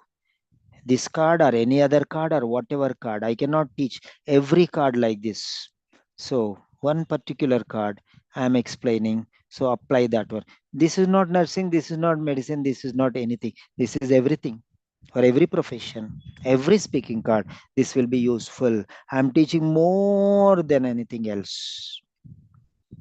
Right. First, then next, finally, or initially, ultimately, or lastly. Okay. Firstly, secondly, thirdly, fourthly, lastly, or first, then next, after that, finally. So initially, finally, lastly, anything you can use. Then, do you want me to repeat that? After telling everything, you'll say, do you want to do you want me to repeat that? That means you are confirming whether he understood or not. You are asking him indirectly. Don't ask. Did you understand? Do you want me to repeat anything of this one? So like that. Anticipate likely fears and confusion. Oh, how can I do that one? You anticipate means guess, expect. Anything may happen. Expect that. Needles, fear of pain. Angle of insertion, confusing. 45 means how? How could I put 45 means how? So you have to show. He'll ask anything confusion. Should I repeat anything? So what is that 45-degree angle? Oh, needles, I'm afraid. He may ask anything. Disposal. Why? What will happen if I dispose here and there? Then why should I put only in this container? I can put in the normal thing. No? Because initially you might not have told about container. So what should I do with these used needles? Dispose it off safely. Where should I dispose? What will happen if I dispose normal way, other like other garbage things? So he may ask you. Then anything he may ask. So plan to respond gently. Don't say, I already told you before. I told you. Don't say like that. Respond gently. It's normal to feel a bit nervous. It's normal. It's common. It's regular. It's usual. It's general to feel about a bit nervous. Cool. Relax. I'll show you slowly, step by step. I'll explain until you understand everything. That's the way how you can talk to the patient. Next, clinical communication criteria focus. B5, information giving. So you are giving instructions here. You are giving instructions to the patients. Plan how to make instructions clear and easy to follow. Check understanding after each step. Now, B2, understanding patient's perspective. What is patient thinking about it? So he'll say, I'm worried, I'm tensed. Then you have to say, plan empathetic language for their worries. I'm scared about taking injection. How can I relax? This is the first time you're going to face this situation. After that, it will become regular. Within a week, you'll be an expert. So there is nothing to worry about this. If I were in your position, I would also have done like so. Explain how you are going to deal with this situation. So that's it. Understanding patient's perspective and telling him comfort, giving him comfort, providing structure, ensure logical sequential steps. First, what should I do? Then, what should I do? Next, what should I do? After that, what should I do? Finally, what should I do? In each task, steps and overall steps. One, two, three, 4 points, also in organized way, and in each point, also steps. Everything should be well structured. Next, linguistic criteria focus. Resources of grammar and expression. Use clear, varied instructions. Use clear, varied instructions. Clear, clarity. Other person should understand. Right. Next one is appropriateness of language. Avoid medical jargon and be reassuring, comforting, making him relax, cool, and remove his worries and tension. Make him your friend. That's very important. Now, mindset cue. I will teach this like to a family member. Slowly, kindly, no scary words. If my brother, if my sister, if my mother, father, son, daughter, or my wife, or my husband is there in front of me, how I will deal with them? In the same way, I will deal with my patient. What a great love we have to our family members. Of course, the family relationships are deteriorating these days, and there are many incidents worldwide, extreme situations we are seeing, quarrelsome families. That's different. I'm not talking about such families. I'm talking about genuine, good, kind, loving, all positive type of families. For example, forget about elders. See the children, small children, how nicely they will be with one another, how nicely they play together. That type of relationship, loving relationship, kind relationship. When I was a small child, we four of them went to a party. There was one foreigner, and they invited for it was a mission compound. My father was working in a mission school. There we went. We all were for together. Okay, I was sitting one side, and my brother was sitting on the opposite side, and my two sisters were sitting. All four were visible. One, two, three, four. Four members: elder, myself, my brother, my elder sister, my younger sister, sitting together. Then I asked my brother to give him from his plate little. He took a spoon and he was feeding me. At that particular time, some photographer clicked the photo. That photo is there even till today. I will present sometime in my video. So that I remember now. Where did that love come from? Genuine love. Try to understand that. Four of us sitting together, side by side, shoulder to shoulder, on one small bench and eating together, forgetting the world, and we are one small family. My father, my mother were not there, somewhere far away. They did not even notice this thing. After taking that photo, after producing the photo, washing that photo, black and white, he gave it to my parents. That is still there. Okay, little torn. I tried to recreate using some artificial intelligence, and I'll present it. So that sort of genuine love can you show to your patient? Then you're a great doctor. Nobody need to tell anything. You are one. You are an awesome nurse. You are an amazing physiotherapist. You are an outstanding medical professional. That is what you have to feel. If you feel that, then your job is done. Your patient is in your pocket. He will listen to whatever you say, and you will get 500 out of 500 marks. That's it.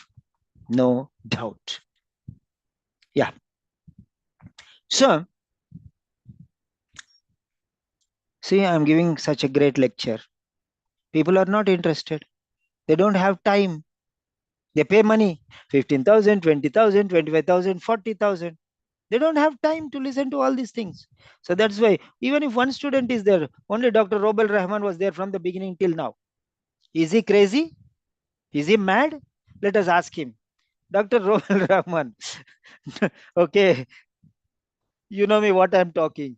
Okay, Yeah. I'm asking you, are you crazy? Are you mad? No No, answer. I need to listen to you. I need to improve my speaking fluency, speaking style. What need to correction? What how to improve my linguistic criteria, linguistic improvement. That's why I listen to you. Many people think that I'm teaching something nonsense. This is not very important. He's taking too much time. Oh, we don't have time. So why do you want to go and write OET then? Huh? So you have to be patient enough to learn all these things. So if you learn these things one time, that is enough. No need every time wasting time. Like this test, you do 10 tests, finish. That's enough for you people. So that's what I always tell my students. Focus and 100% concentrate on what is good. What is good. That's very, very important. If you understand, see, Dr. Robel Rahman said he's not mad. That means he something is important here, something is good. From the beginning till now, he's there. I one at one juncture he went off. I thought maybe network out, maybe he's busy, he went somewhere. Sometimes he'll tell I have to take care of my children or something, shopping or something, he will say. So I thought maybe he went. Then afterwards, after a few minutes, he's back. I thought, oh, wonderful. That's it. That's it. Okay. A doctor, he knows, he has studied many books, but still he's attending from the beginning to the ending, means how valuable this information is. Otherwise, Simon sir get lost and he'll go and he'll mind his business, some other things which are very, very important. Yeah, that's it. Try to understand the importance of what I am teaching. If anybody has missed, watch through the entire video whenever you are free. It's going to be a very long session. I'm going to explain many, many, many things. One lecture for every speaking and every profession. Yeah. So, next.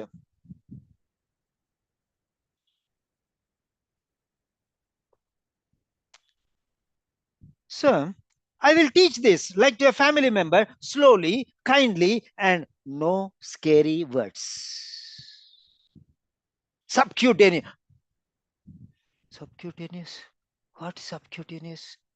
Layman, common man. Why are you scaring him? Sharp needle, thin needle. Thin needle? It will break inside, means what I will do? It's not strong. Sharp needle. Oh, it will pain me. Sharp, sharp knife like that. Sharp knife. He'll be scared, nah? Why are you scaring him? Right. Example. Okay. I'm going to explain in 5 small steps. I will use simple words. I'll pause and check they are okay. I'll be calm and kind so they feel safe. This is what I will think in my mind. I'll make myself mentally ready. That's what it is. So that is the end of stage 3. Now we are going to stage 4. We are going to stage 4. Aisha Chaturani. Hello, Aisha.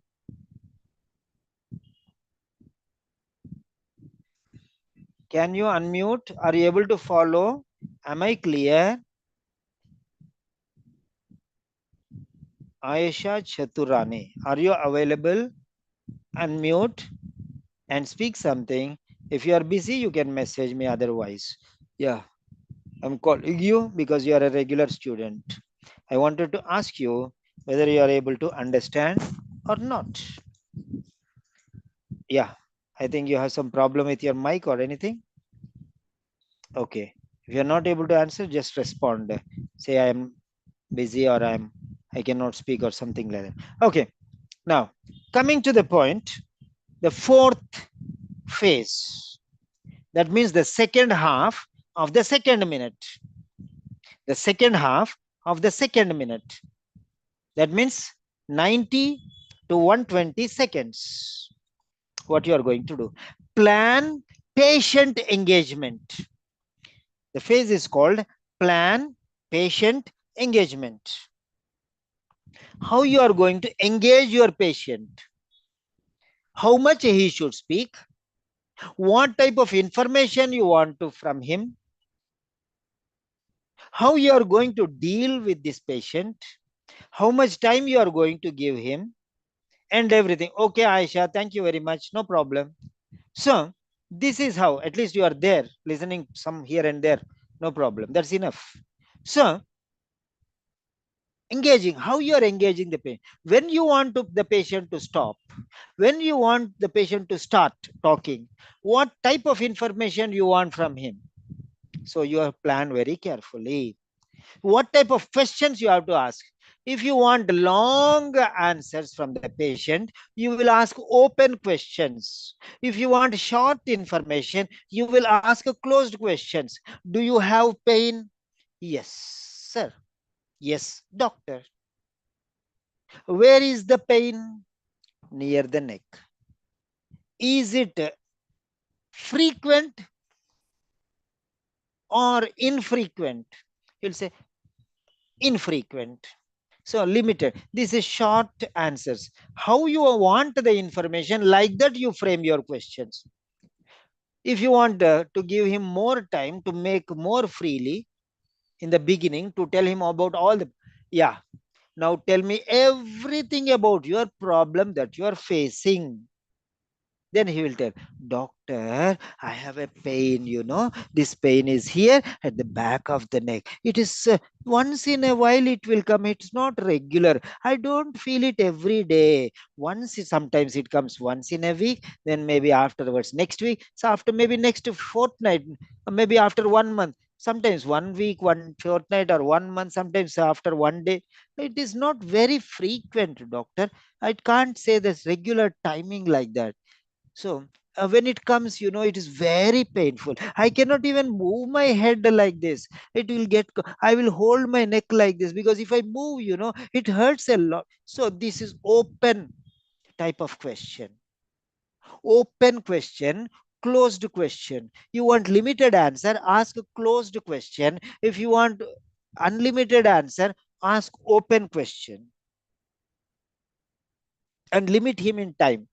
Say, you have 30 seconds. In 30 seconds, explain everything, like that. Tell him. Limit. Okay. In brief, in 5 to 10 sentences, give him some time limit. Okay. Time limit. Closed means closed. Open means open. Open, but it should not be unlimited. For 5 minutes, if he talks, and what you will talk. The total talking time of the patient should be only 1 minute. It should not be 5 minutes. It should be only 1 minute. 20% patient talking time, 80% nurse talking time, doctor talking time. Remember, that's what it is. So how much you are going, if you engage 50% of your time, that means you are going to lose the maximum of your time. You are going to lose maximum of your time. So don't give more time to your patient. So give him limited time. That's what I am telling. Limited time. Yeah. So decide how you will involve the patient actively and show empathy. How you will involve the patient actively, limited or expand. More time you will give or less time you will give. If you give limited time, closed questions. Is the pain regular? Yes, doctor. No, doctor. How often you get? once a week, sometimes once a month, sometimes every other day, like that. Okay. Then next. Now,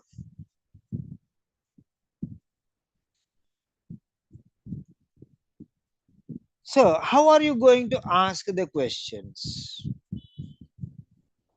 Steps to take, 30 seconds. Open questions. Ask open questions to invite them, share feelings. Initially, start open questions. How do you ask open question? How do you feel about giving yourself an injection? How do you feel about giving yourself an injection or self-injecting insulin? What do you feel? That means he will tell 3 or 4 sentences. What worries you most about this? Have you seen this done before? Have you seen anybody giving himself an injection or herself an injection? So, are you aware, or do you have any member of your family? That is closed question. Do you have any member in your family who took self injection? Then he will say no or yes. That is closed question. Open question. Have you seen this done before? Yes, I have seen my brother. Yeah, he has. So he will expand. The next one. Prepare empathy phrases. Once he tells, no, I did not see anybody. I am worried. How can I give? He will tell like that. I don't know anything. Then prepare empathy phrases. What are the empathy phrases here? You'll say, I completely understand.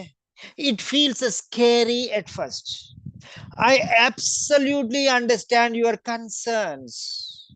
It is quite normal for any individual to feel in this manner when they first take these insulin injections.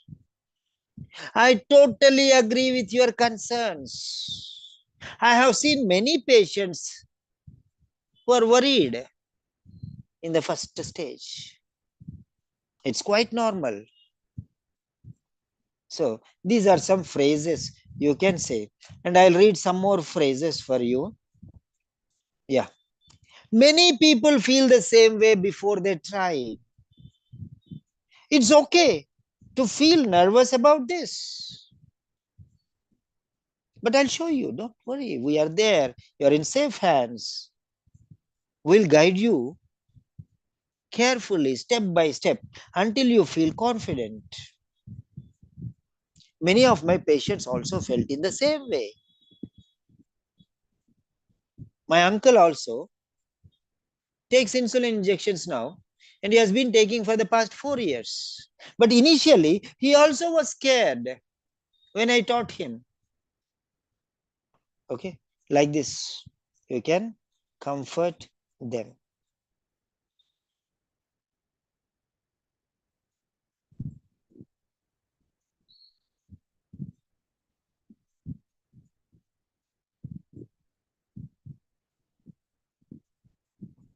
Yeah,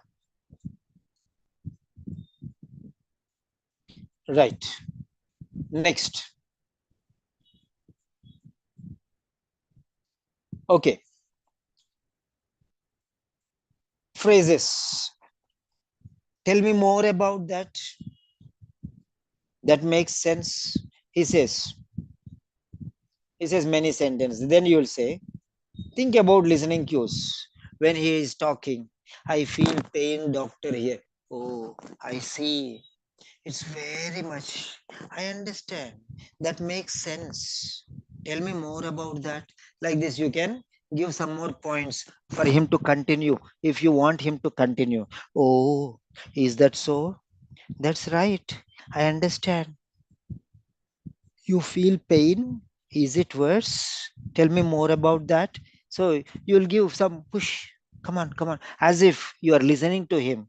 Then he will tell more about that. If you want to him to speak more, give him some additional cues to continue. How do you feel that? Is it more?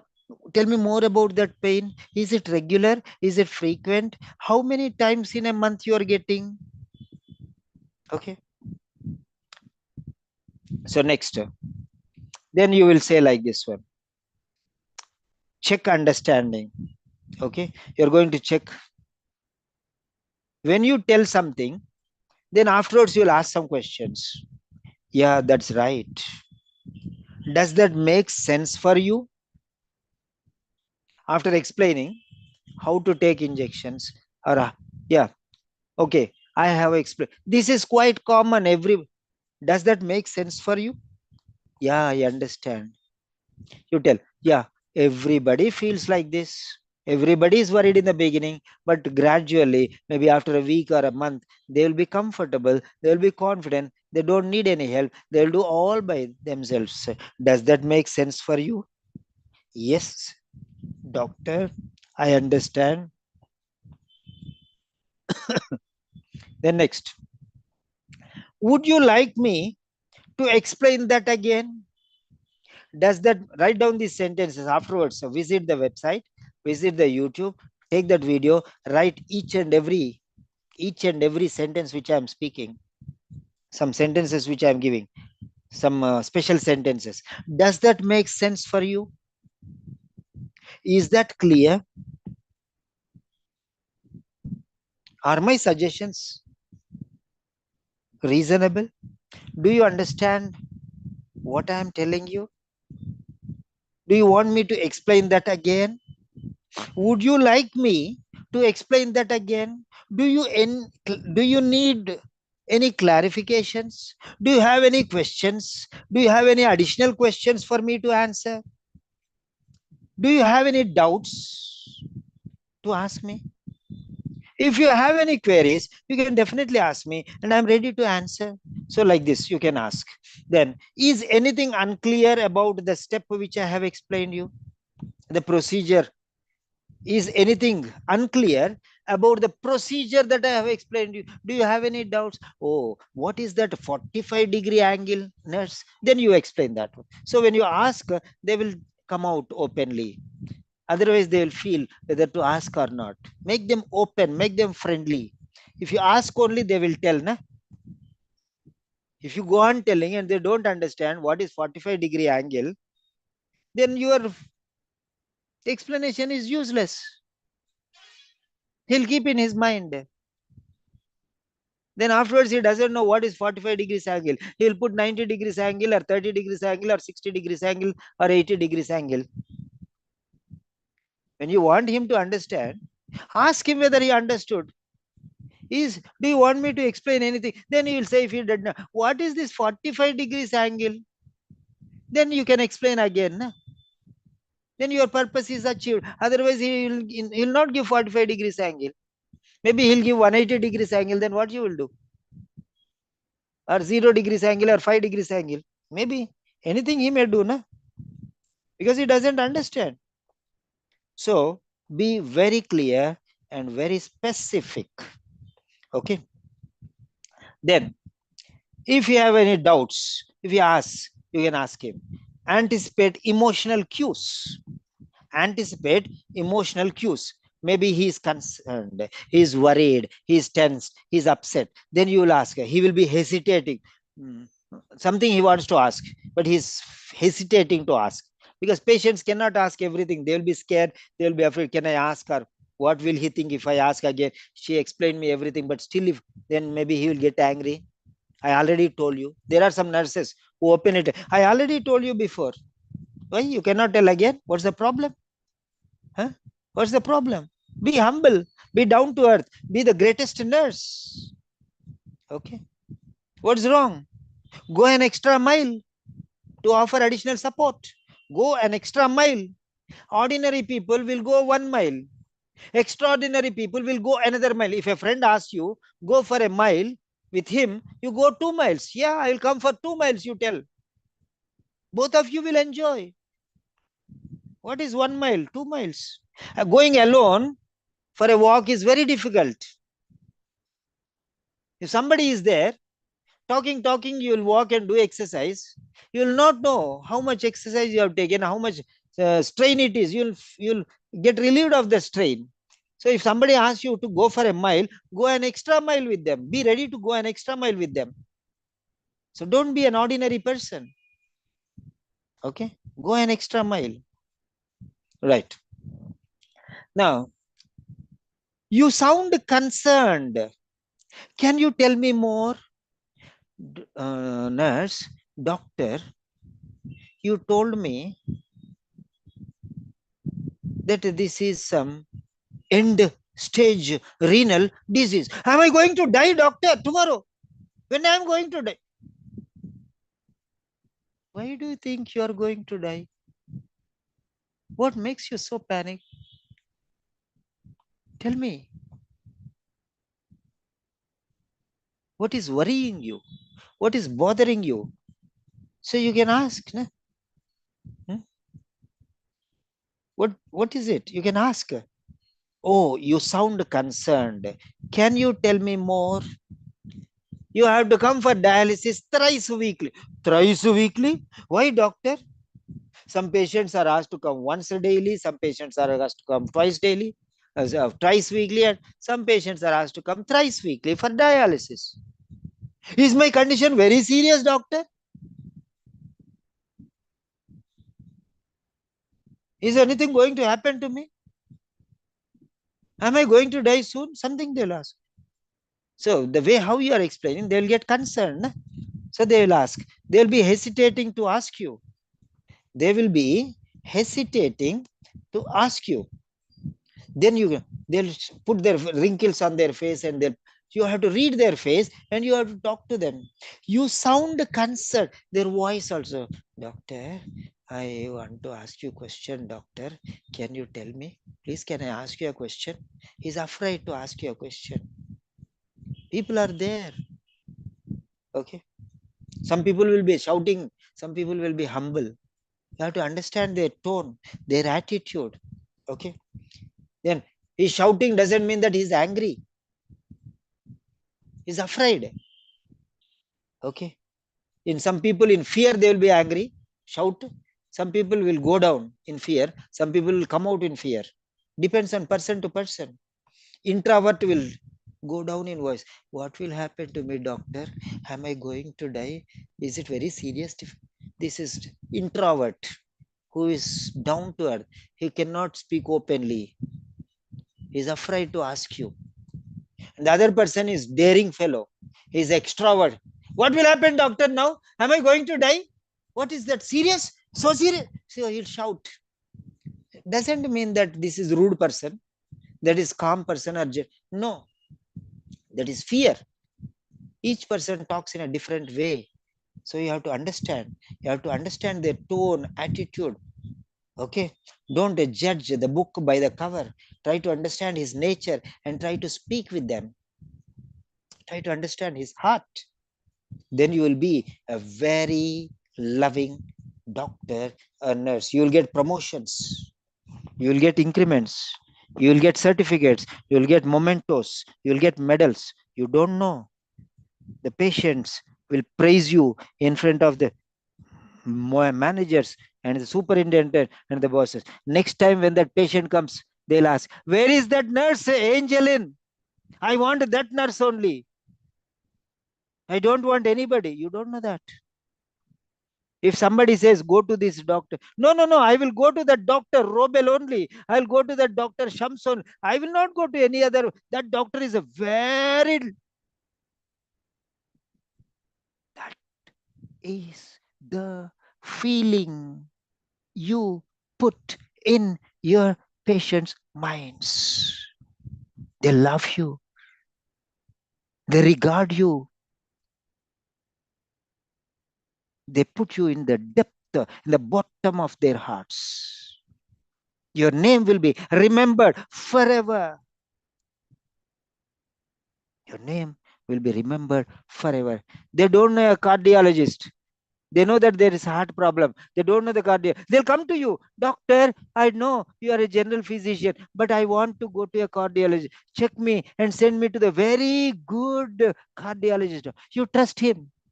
For anything, you'll go to him. If you get a cold, you will go to him. You will get a headache, you'll go to him. If you feel stomach pain, you'll go to him. You get anything. Even if you feel bored, you will call him and talk to him. Why?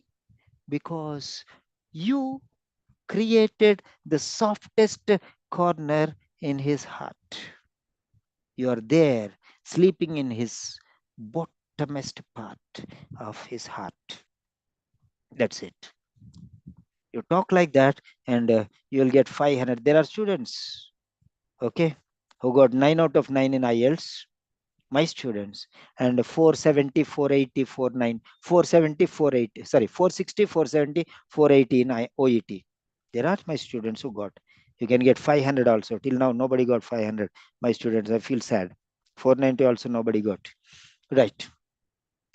Next.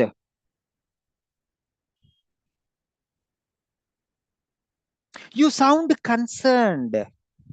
Your tone is something as if you're frightened or worried. What's bothering? What's really bothering you? Can you please tell me so that I can understand what you think about your problem? I can understand the intensity of your pain. I can understand how frequent you are getting these pains. Tell me everything in a few sentences. Then you can say, it's perfectly normal to feel unsure because you don't know anything about this. That's why you are worried. Anyone will behave in the same way. Even I will behave in the same way if I were in your position. Okay, you can tell, you will comfort him. This is called reassurance. Reassurance. Many people, many nurses say, I reassure you. Useless fellow, why are you saying I reassure you? Words are words. When you are saying words, that means that it's a barking dog. When you really reassure, okay, by using these sentences, the patient will be comforted. If I say, I reassure you, nothing will happen. If you really reassure by using comfortable words, words are comfort. Reassure means talking in a sweet, friendly, empathetic, passionate, friendly tone, comforting words, and cooling them, relaxing them, bringing back to cool down, that stage. That means you are an awesome individual. There is no one like you. That's what it is. Okay. They will have respect. Oh, doctor has, doctor. They will think that you are God. They will think that you are an angel. They'll think that you are supernatural being.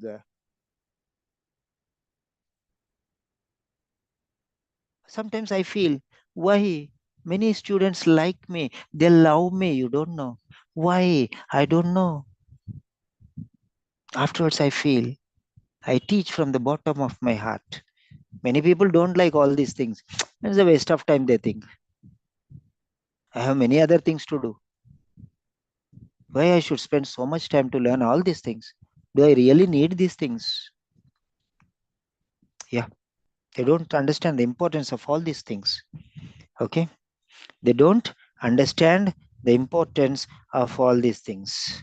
But if you understand, okay, let it go. Let it seep into your blood, the veins, arteries, and nerves, and yeah, blood vessels everywhere throughout your body. Let these words go. Next. Now, clinical communication criteria focus. Understanding and incorporating patient's perspective. Elicit their ideas and concerns. Ask, what are your problems? How is the pain? How frequent is it? What do you feel? What do you do in these situations?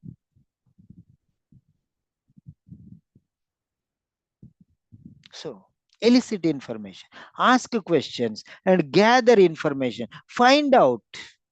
Then only you can. So, if you find out his problems, then only you can give the solution without finding the problem, without extracting the. So, if you extract the juice out of the lemon, then only you can drink the lemon juice by adding sugar and making it lemonade. First, you extract the juice out of the lemon, then add sugar,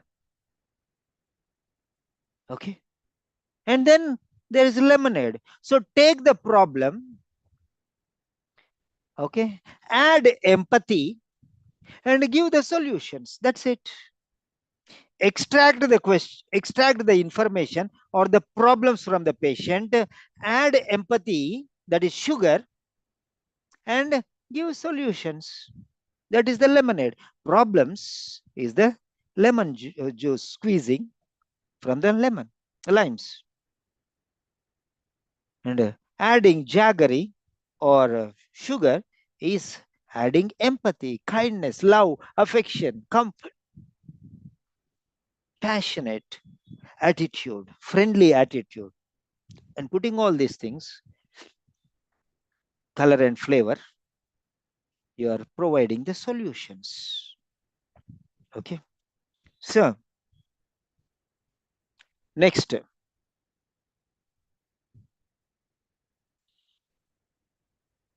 next one,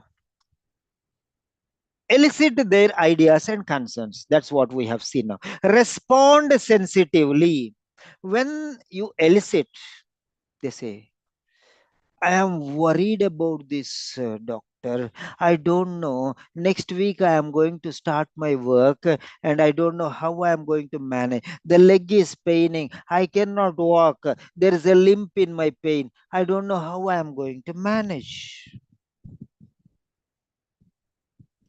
You have given me 30-day off, but the pain is still persisting. Okay, it's pricking when I walk. I cannot walk more than 5 to 6 steps. It hurts a lot. Now, so you elicited information. Now respond essentially. Oh, is that so? That's reasonable. That's understandable. I can understand your worries. Just relax. Let me see what I'll do. So, before 2 days, let us make another assessment. I'll try to give you some treatment plan for this week, last week. If still the condition doesn't improve, then we'll see what course of action we can take. Maybe I can extend you for another week or something else. I'll give you some painkillers, okay? Or you can use wheelchair or something. So we can plan. So respond sensitive.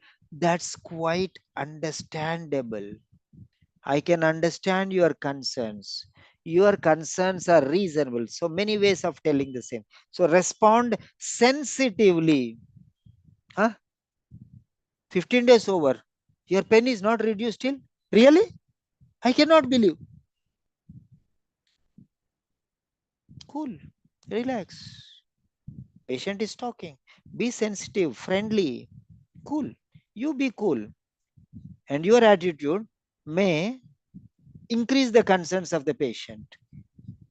If you listen to the patient's problems with love and affection, half of the patient's problems will be solved. Okay? He will listen to you 100%. When he listens, everything will be set right. If he doesn't listen, problem will be multiplied, doubled, tripled, or quadrupled. Okay? So, next one. Relation, that is called understanding and incorporating patient's perspective. Understanding the problems of the patient and incorporating, okay, patient's perspective in your response. That's it. Second one is relationship building. Show empathy, be respectful, be non-judgmental. How can you say it is not reduced? Not at all reduced, not even 1%. So don't be like that. Okay, relation, you're building your relationship with the patient. Show him, I feel very, it's really, I can understand your feelings. The pain is still persisting. Your concerns are reasonable. I'll arrange an appointment with your doctor. You can discuss with him, no worries. Okay, something comfortable to make him comfortable. So be respectful, be respectful, and be non-judgmental. How is it possible? That means it should be possible, and you are telling a lie. That is what he will think. That's what he will think. How is that possible? Doctor told you, no? It will be set right within 2 weeks. You are saying still it is paining. How is that? That means, am I telling a lie? So your relationship will be broken. Okay, listen to him, na? Listen to him. Then you can ask him, okay, it still hurts, but the pain, is it reduced, or the pain is still the same as when you attended last time? No, doctor, it reduced a little. Maybe. Okay, comparatively, how much is the pain on a pain scale? Earlier you said it was 8 out of 10. Now how oh, it is now maybe 5 out of. Okay, it reduced by 3 points. So gradually I thought it will reduce very fast, but slowly it is reducing. No problem. Instead of, if not 2 weeks, it will reduce in 4 weeks. So we'll plan accordingly. I'll give you some pain killers. Okay, I'll give you some painkillers. That's what you will tell him. You'll comfort him. Right. That is relationship building. Show empathy, be respectful, be non judgmental. Don't judge whether he's telling lies or truth, why it is not right, why it is. Don't be judgmental. Okay. Listen to him. He'll not tell lies. Okay, because it is his health. Next one is B4, information gathering. Use open question first. Clarify vague responses. If he says, first ask open questions. Explain me about your pain. Pain is too much. Pain is there. Yeah, here. Pain is there, Pain is there in my neck. Now, this is a vague response. Now, vague response means pain is there. It's too much. Too much means how much? Too much means how much? Too much, how much? Clarity is missing. Then you can ask him. Suppose in a pain scale, 0 to 10, 0 is the least, and 10 being the unbearable pain, and 5 being the moderate pain. Now you rate your pain on this pain scale of 0 to 10. Then he will say, that time I had 8, but now I have 5. So that means it is reduced a little. So this is the way how you will be specific. So if he is giving vague questions, you inquire further and clarify correctly. Pain is too much. Too much means how much? You put it in a fine shell. 0 to 10. 0 to 10. How much? Then he'll say 5. Now you understand very clearly how much it is. Okay, 8. Yes, you know, understand how much it is. So there is some from vagueness, unclear to clarity. Okay, vagueness to clarity. Next one is, so clarify vague responses. Next one, linguistic criteria focus. Fluency. Plan smooth, natural sounding questions. Plan smooth and natural sounding questions. What do you think about your pain?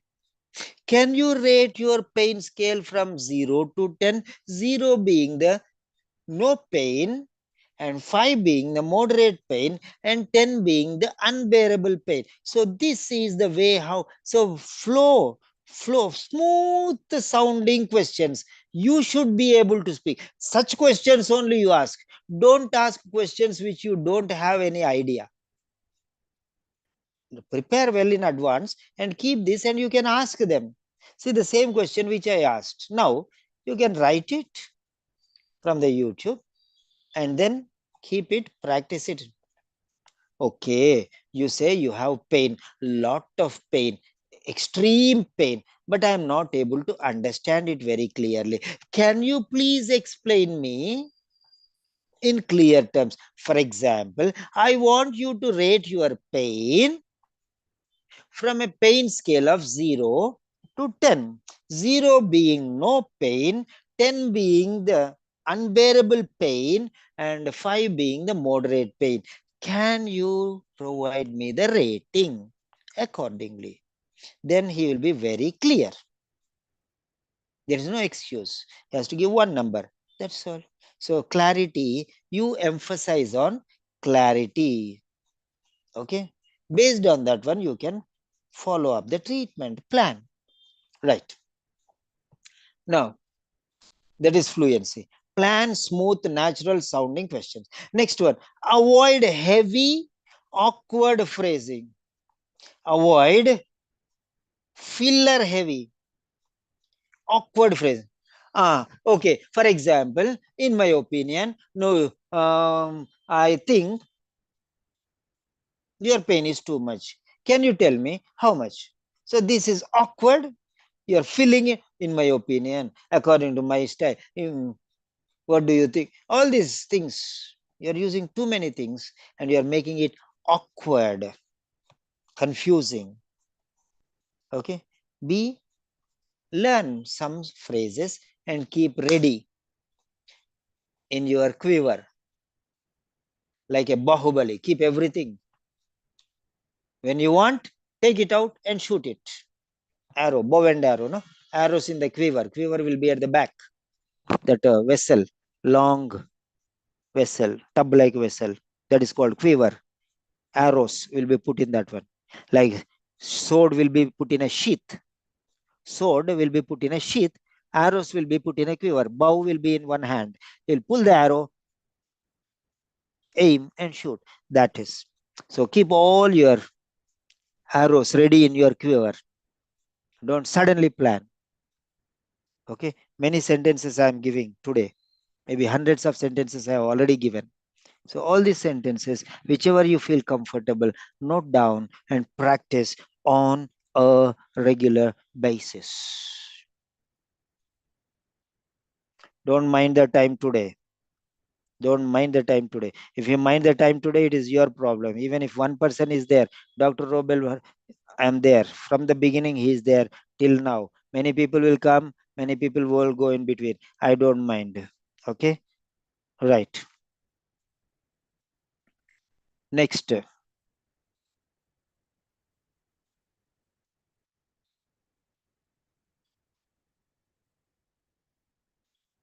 So stage fourth.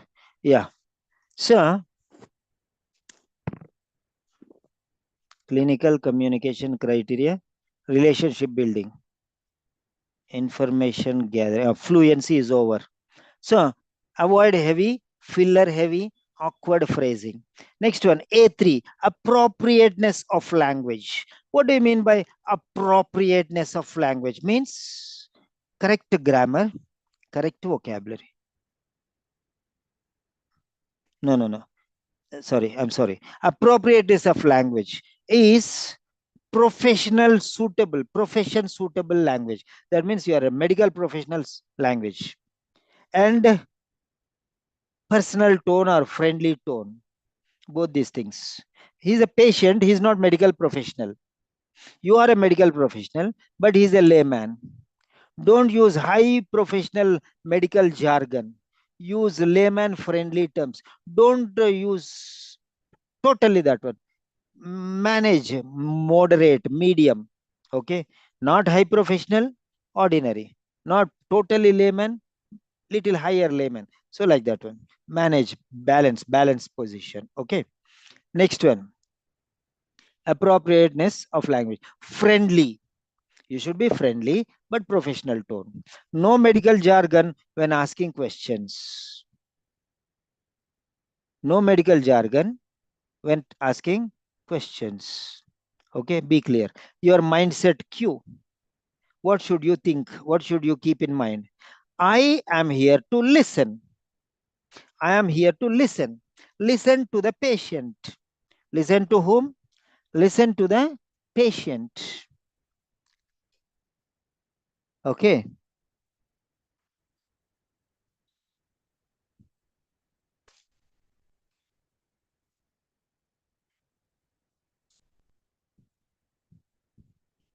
I'm here to listen to the patient. I have to give all my ears. I have to listen carefully. I should not be in a hurry. I should give time for the patient to speak about his problems. If he does not tell about the problems, what solutions will I give? So let me know everything, A to Z, Alpha to Omega, everything from the beginning to the ending of all his problems, the sum totality, everything complete picture. I want to know before diagnosing or suggesting or treating or giving solutions to his problems. 100% of the problems you should know. Then only you should give 100% treatment. That's it. First, listen carefully. Okay. That's very, very important.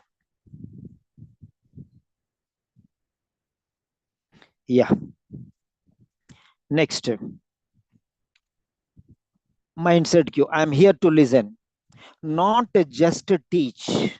I'm here to listen. Today I'm here to teach, but in the beginning I listened. What are your problems? What are your problems? Tell me, right? Everything. Okay. So then afterwards I started teaching. After listening to their problems, now I'm teaching like that. First, every time I'll ask, what are your problems in reading? What are your problems in speaking? What are your grammatical concerns? Everything I'll ask. After knowing everything, then I will teach. Okay. So I am going to address the problems. How I'm going to address the problem? By giving solution to those problems. So what problem? Problem number one, solution number one. Problem number two, solution number two. Problem number three, solution. If there is no problem, then no solution. Only what his problems, that much only. So you can limit also there. Next, this is a conversation. This is a conversation, friendly discussion, mutual discussion. Nobody is high, nobody is low. Nobody is great, nobody is small. Nobody is powerful, nobody is power. Between two equals discussion. I am a doctor, I know everything. Sorry, wrong attitude. You will be the worst doctor, you will be the worst patient. I know everything is not important. He has some problems. What are his problems? Let me listen carefully. First, note down all his problems. Now, when you listen to all your problems, that person will listen to you now because you listen to him carefully. Now, it is his turn to listen. Every action has an equal and opposite reaction. If you are hurrying, the patient will hurry. If you are patient enough, the patient will also be patient enough.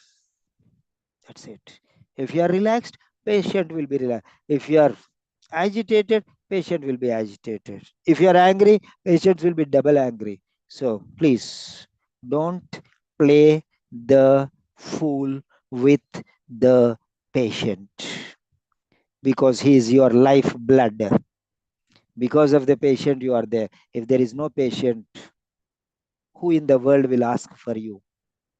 Okay, be careful. Without patient, there is no doctor. But don't say without doctor, there is no patient. Without doctor, also there will be patients. They'll do some other treatments, natural treatment or some other treatment. That's it. Okay. Patient comes to you, you are a doctor.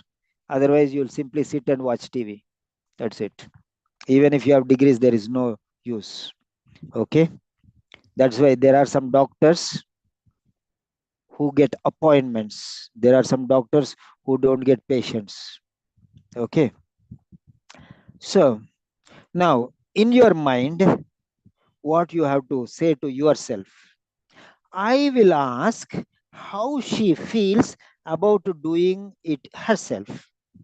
First, I will ask her what are her feelings, what is her attitude, what is her opinion regarding self administering insulin injections. Okay, so then she will tell. Then I will listen carefully. First, I will ask how she feels about self administering insulin injection, and I will listen carefully. I will listen carefully. You should get goosebumps. Then I will show that I understand her fears and I will respond kindly and I will reassure her. That's important.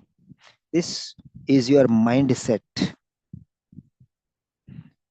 I will ask her how she is going to take this. What is her attitude? What is her mindset? Is she ready? Is she okay? Is she not ready? Is she adamant? He is reluctant? Is she uninterested? Is she ready to listen to me? That's it. You'll ask first. Then, when she is speaking, I will listen to her very carefully. I'll understand all her problems. I will try to understand and I'll put them in my mind. And based on her feelings, if he's talking gently, that means she's an introvert. So I'll be extra soft and I'll be I'll treat her like a child and I'll also speak as a child. If he's speaking loudly, that means he's an extrovert. He's very open. So I will also be very open and I'll talk openly. So, as is the problem, so is the solution. Okay, that's it. But first, I should understand the patient first, right? That's very important. Okay, so that's 2 minutes over. 4 stages are done. We are left with 2 more stages. Yeah, Robel Rahman.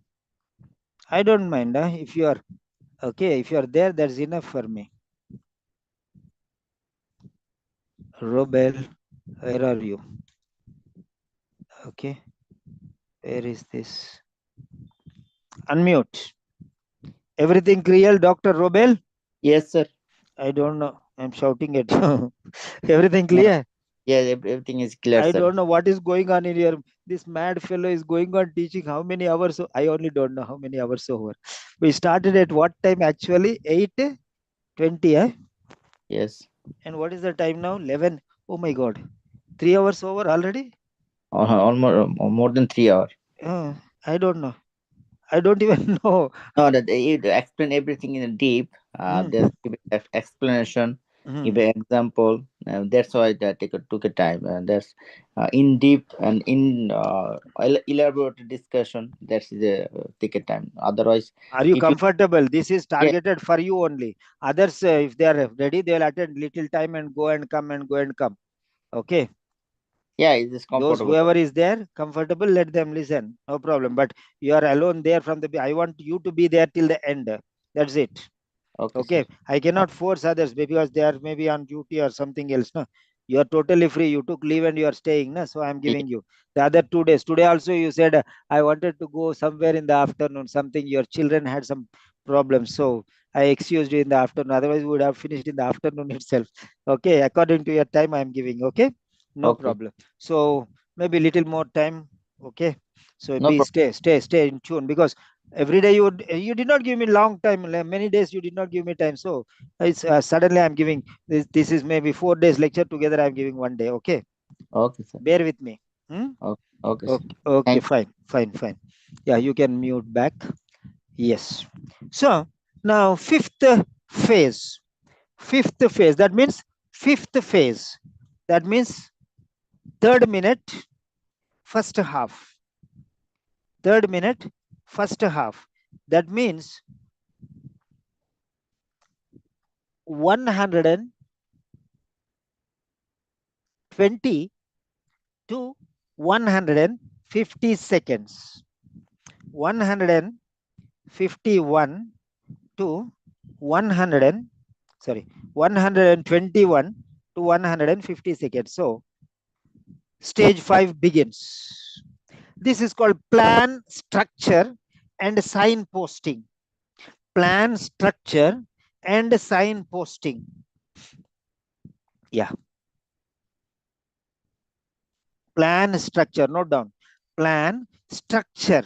Structure means organization, and signposting. Signposting means what next, what next. First, next, then later, or like that. Okay. In case before doing this, you have to do this. So signposting, sign. Okay. At that particular time, initially, finally, consequently, subsequently, simultaneously means at the same time. So you are signposting.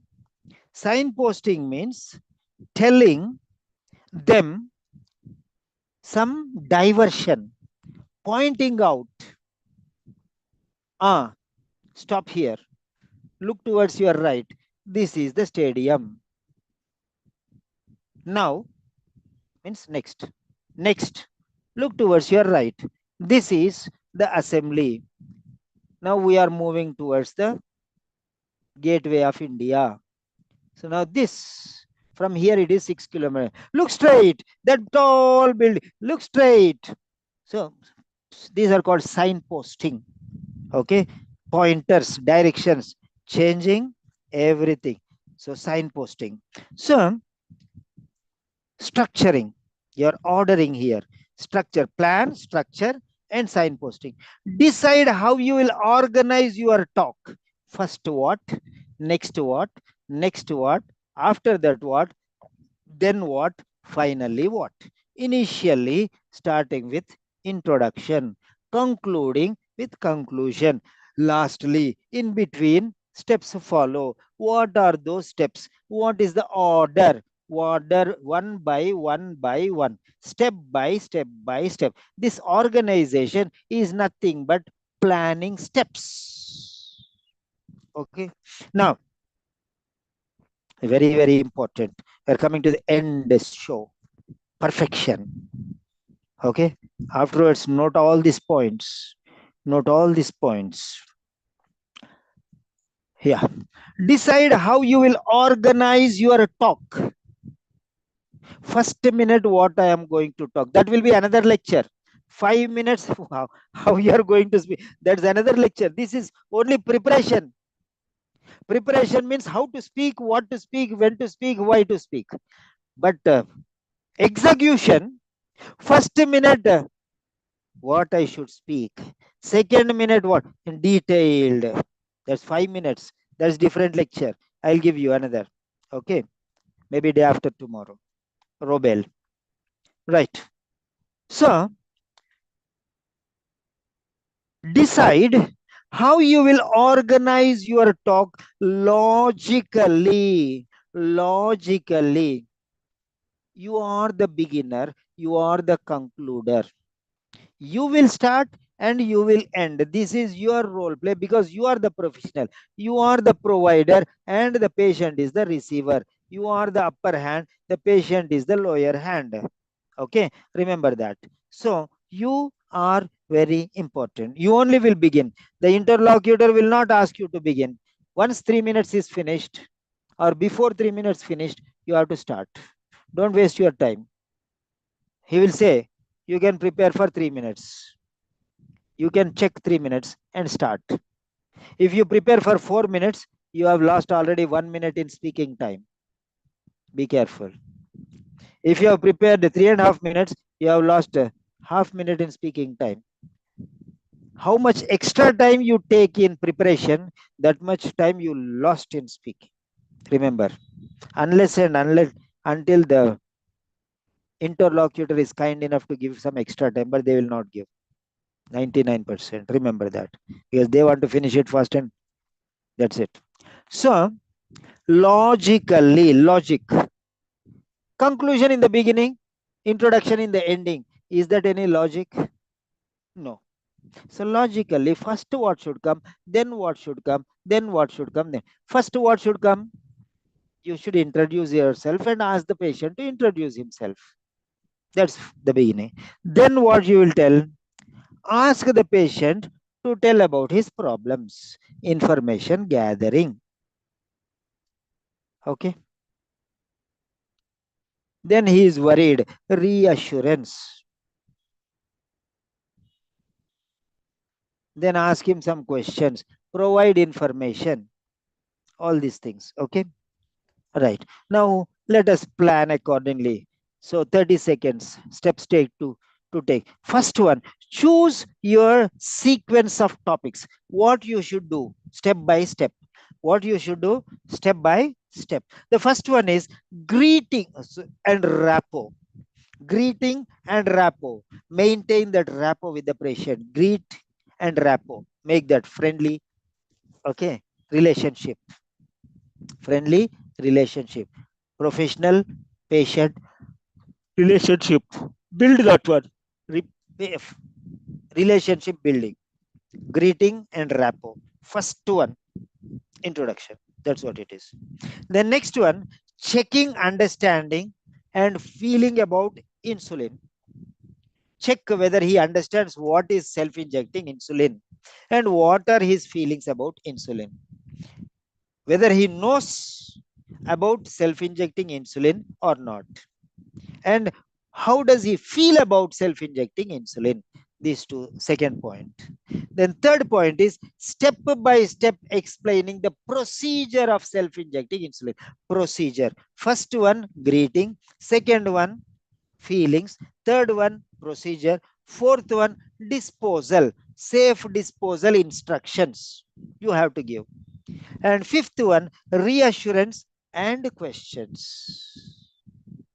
Okay, these are the steps that you have to follow. These are the steps that you have to follow. Okay, now plan, signposting phrases. Plan. Now 5 steps are there. Okay, 5 steps are there. Now plan, signposting phrases. So first one, we have made sequence of topics. This is called organization. Organizing your task. Okay, plan, structure or organization. Plan, procedure. Okay, so first what you will do? Greeting. Okay, first let us talk about how you are feeling about this self administration of insulin injections. That's it. So this is how you talk. Okay, first, this is called signposting. Means in the beginning, before we commence further, let us discuss about how you are feeling about self injecting insulin or self administering insulin injections. First, after that, after he tells everything, he'll tell about his feelings. Then next, I will show you the steps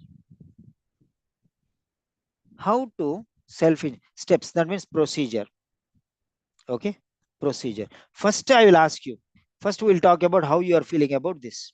Then, or next, I will show you step by step about self-injecting insulin. The step, the procedure. Explain the procedure step by step. Next,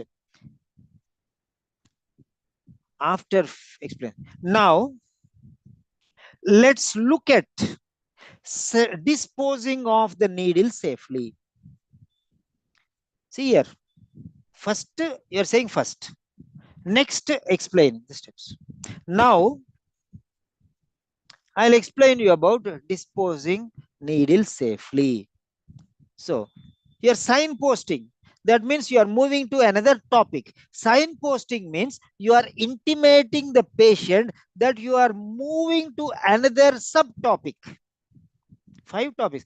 First, we'll introduce and we'll talk about your feelings. Next, that means procedure of insulin injection. Next, I'll explain you the steps you have to take while take self-injecting, self-administering insulin injections. So that means at the beginning of procedure, you will tell next, I will. So next means you are moving to another. After that is finished, he will tell something. Then you will say, now I will explain you how to safely dispose this needle, used needles and syringes.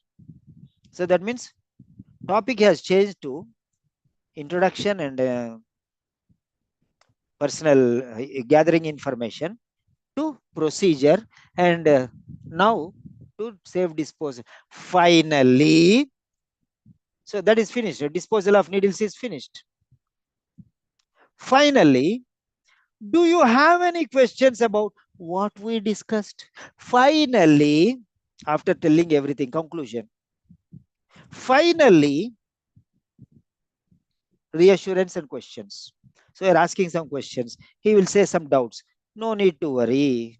How can I take all these things? If anything goes wrong, then if there are any side effects, if there are any bruises, if I take the injection wrongly, if I repeatedly take, then what will happen? So then he will ask some questions and you will reassure him. Finally, do you have any questions about what we discussed? So you are organizing and you are signposting, organizing the steps and signposting that you are moving to another step. First, next, then, later, finally. Got it? Yeah. Next, that is topic transitions. We call them topic transitions, means moving from one subtopic to another. Introduction and formal gathering, information gathering is the first step. First, let us talk. Then next, going to the procedure. First, you have to take the pinch the first to clean the area, pinch the needle, all these things. That step. Then disposing needles safely. Finally, any questions? Reassurance. So when you use these words, first, next, now, finally, the patient is able to understand that you are moving to another subtopic, another step. That's very clearly. So if you don't say first, that person will be confused whether you are still in the previous step or moving. So you have to tell them indirectly, first, next, then, later, finally. You have to use such words to indicate that you are signposting that you are shifting or you are going to another room, another compartment, another topic, another step in the procedure, in the discussion. That is called signposting. You're putting, whenever you walk on the road, you will see from this organ to that corner, you will go. There, you will see arrows. This arrow will go to Bombay, this arrow will go to Dehradun, this arrow will go to Delhi. So these are called signposting. Okay, signposting. They will tell which direction you have to go. They'll point towards which direction you have to go. Delhi this side, Dehradun this side. So Delhi will point this side, Dehradun will point arrow this side. So we are going to Delhi, will go Delhi.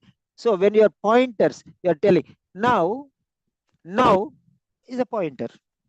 We are going to discuss about your steps when you are taking insulin injections. So that means we are going to procedure. Then step by step you can start. So this is called signposting. Next.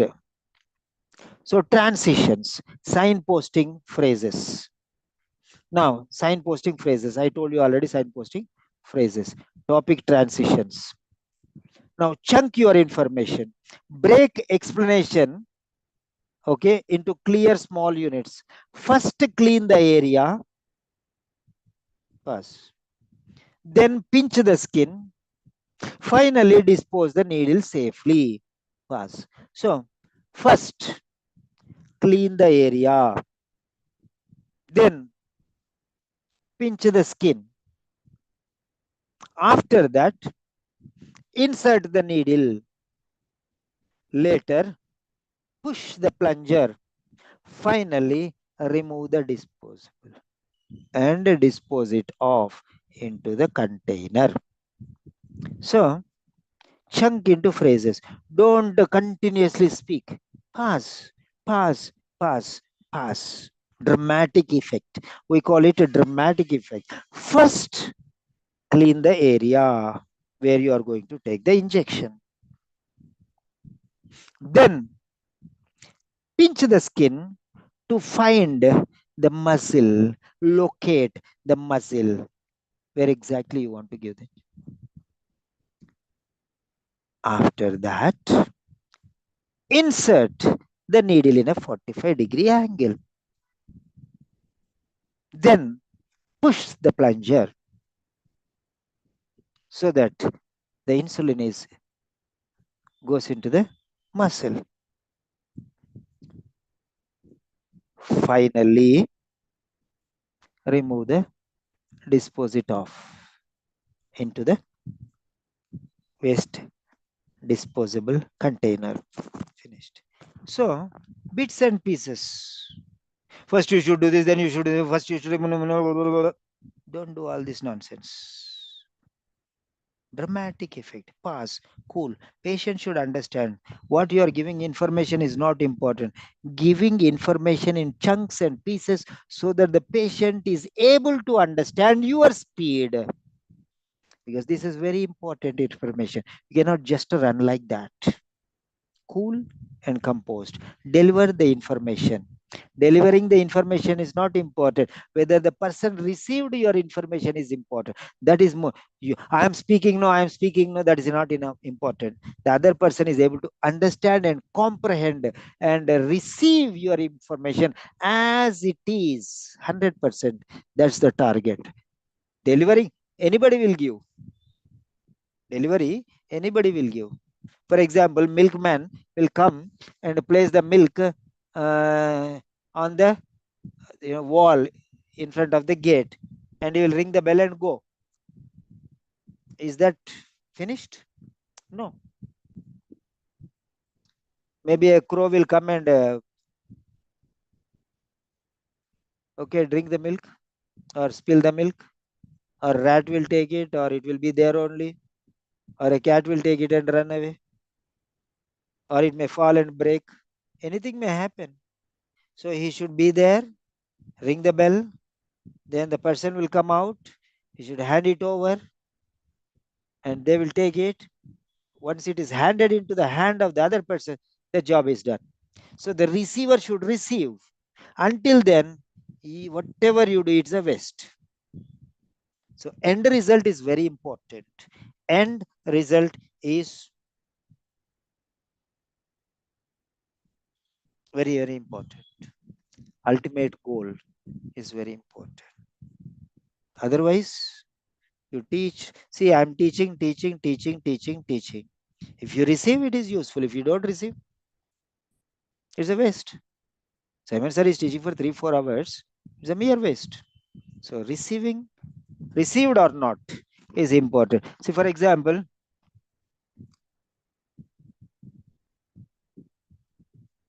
your mother cooks food for hours together, brings onto on the table, puts into your plate, you mix everything and you put your to your mouth, and suddenly somebody is shouting from outside. You look that side and food falls down and it is on the ground.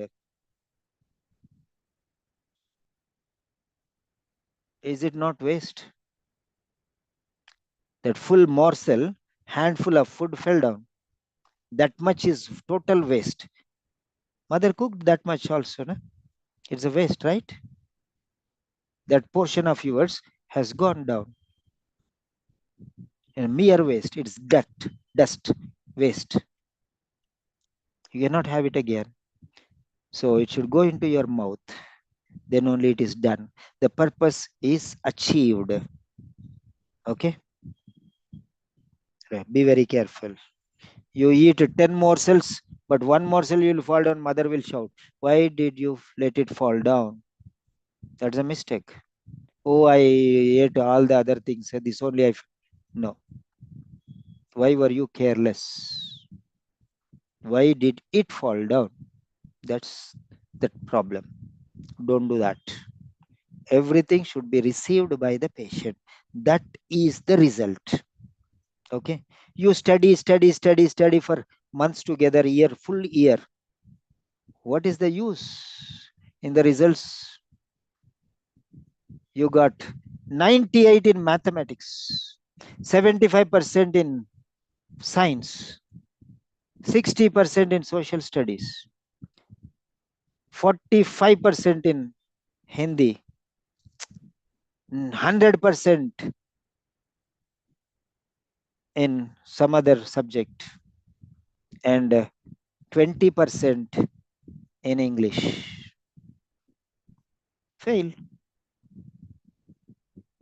Only one subject only, no? Only 15 marks less I got, no? I passed in all the 5 subjects, no? But what it is? Result failed. That's it. That's it. Whether you got 99% in one, that's not matter.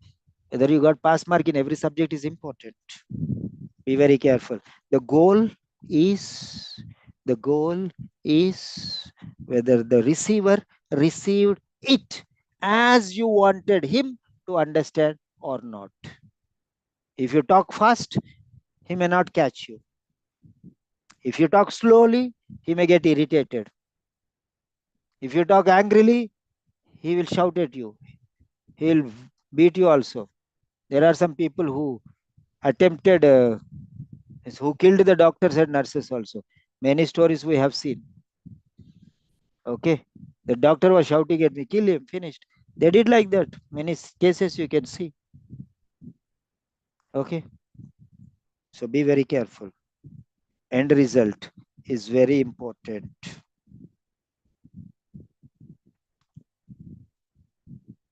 Goal is very important. You take the goal, take the ball, take the ball and run to the goal.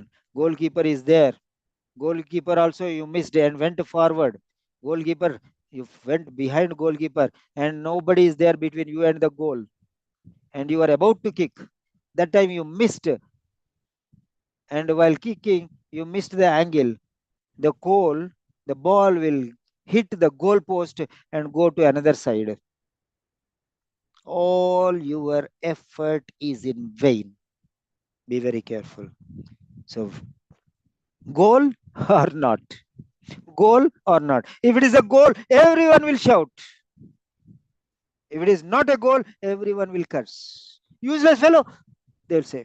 They'll shout like anything. You don't know. They'll shout.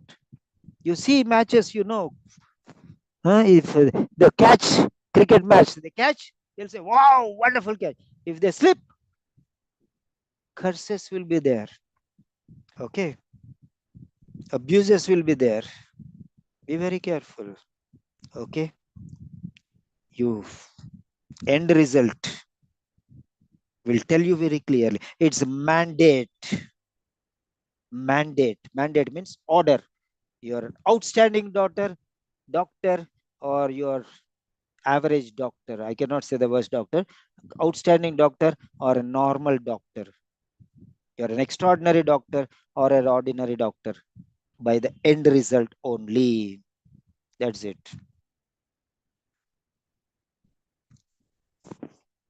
Yeah. Now, chunk your information finished. Then plan highlighting words. Highlighting words. Emphasize. Emphasize key points. Okay. Emphasize key points by using special words. Emphasize means stress. Stress. Make sure. Okay. Plan highlighting words. For example, it's essential you use a clean needle each time. It's essential. It's pivotal. It's compulsory. It's very important. Highlighting, highlighters. We call them as highlighters. Okay, highlighters. You highlight words. Emphasize key points with. It's essential you use a clean needle each time. You use a clean needle each time. Essential. It is just use a clean needle every time. Use a clean needle every time. It's normal. Extraordinary. It's essential or ensure or make sure. It's important. So you highlighting those words using these words: ensure, make sure, essential, pivotal, most important, like that. It's important to dispose of it safely. It's important. Dispose safely. Dispose the used needle safely. It's normal. It's important to dispose of the needles safely. That's how.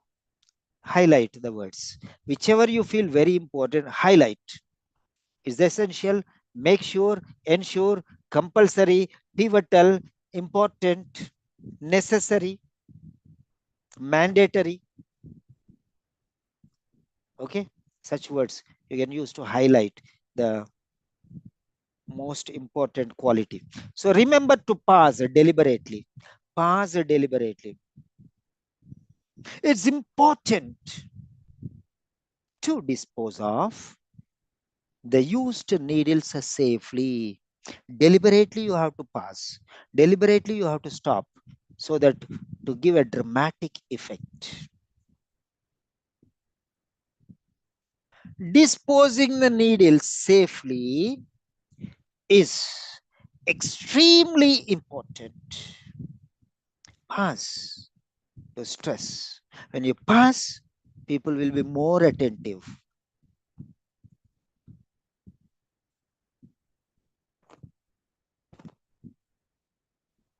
Yeah. Next. Remember to pass deliberately. Now, communication criteria, clinical communication criteria, providing structure, logical order of tasks, signposting changes, organized delivery of explanations. So you are providing structure, order. Okay. Then first what I am speaking, next one, signposting. You are telling that I am changing to another topic indirectly. Organized delivery of explanations. So passing, breaking, chunks, bits, and everything. The next one, information giving, pausing periodically to check understanding. For example, now let us consider disposing used needles, vials, broken glass pieces, and syringes in a disposable container. It's extremely important because there may be needle prick injuries. To avoid such unwarranted mishaps or mishappenings or accidents, it is extremely important to dispose these needles safely into this disposable container. So how you want to change it? Avoid repetition and modify and write accordingly. Yeah. Next, that is information, pausing periodically to check whether they were able to understand or not. If you continuously speak no without any pause and break, they have to process the information also. No, mind is not a computer, supercomputer to grasp each and everything and follow your flow of speech. Normally I am telling things means okay, I am speaking normally like a story and everything. I am telling you this. Now I am speaking very fast, step by step, procedure after procedure, one by one, line by line, everything I'm explaining. That's not matter. But when you are speaking some very important things, you have to mind that careful. First, you have to do this. Next, you have to do this. After that, then finally, this is what going to happen. It is very important. So dramatic effect. See, whenever there is needed, I'll stress. Deliberate pause. Rising tone. Falling tone. Try to understand this. Stress. Stressing. Word stress. Sentence stress. Which word in a sentence is called the sentence stress? It's very important. Very important. It's important. It's important. It's stressing. It is important. It is important. It is important. Important stress. It is important. It is stressed. What are you? What are you doing? You come here. You stress. You come here. You is important. You come here. Here is important. Wherever you are stressing, that word you are. So you is not important. Here is important. You come here. Here is important. Try to understand this. Whichever word you want to stress or highlight, stress that word. You come here. You come now. Now means not afterwards. Here means not there. Try to understand. There is a very, very important stress here.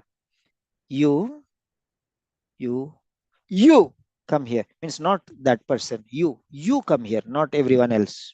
That's the meaning. You come here means stress on that person, not anybody else. You come here. Here you come. Here you come. Here. Pause in between. Here. Stress on here. Not there. Not there. You come now. Not later. Now. Not 1 minute later. That's the meaning. So you're stressing on that part. This is called sentence stress. Then there is word stress also, where you have to stress that word. For example, conduct. Conduct. Okay. So same spelling is the same. Conduct, conduct, conduct, or conduct. So where you are giving stress is very, very important. Meaning changes, word changes, application changes according to pronunciation. Right. Next, coming closer to the last phase. Yeah. So information giving,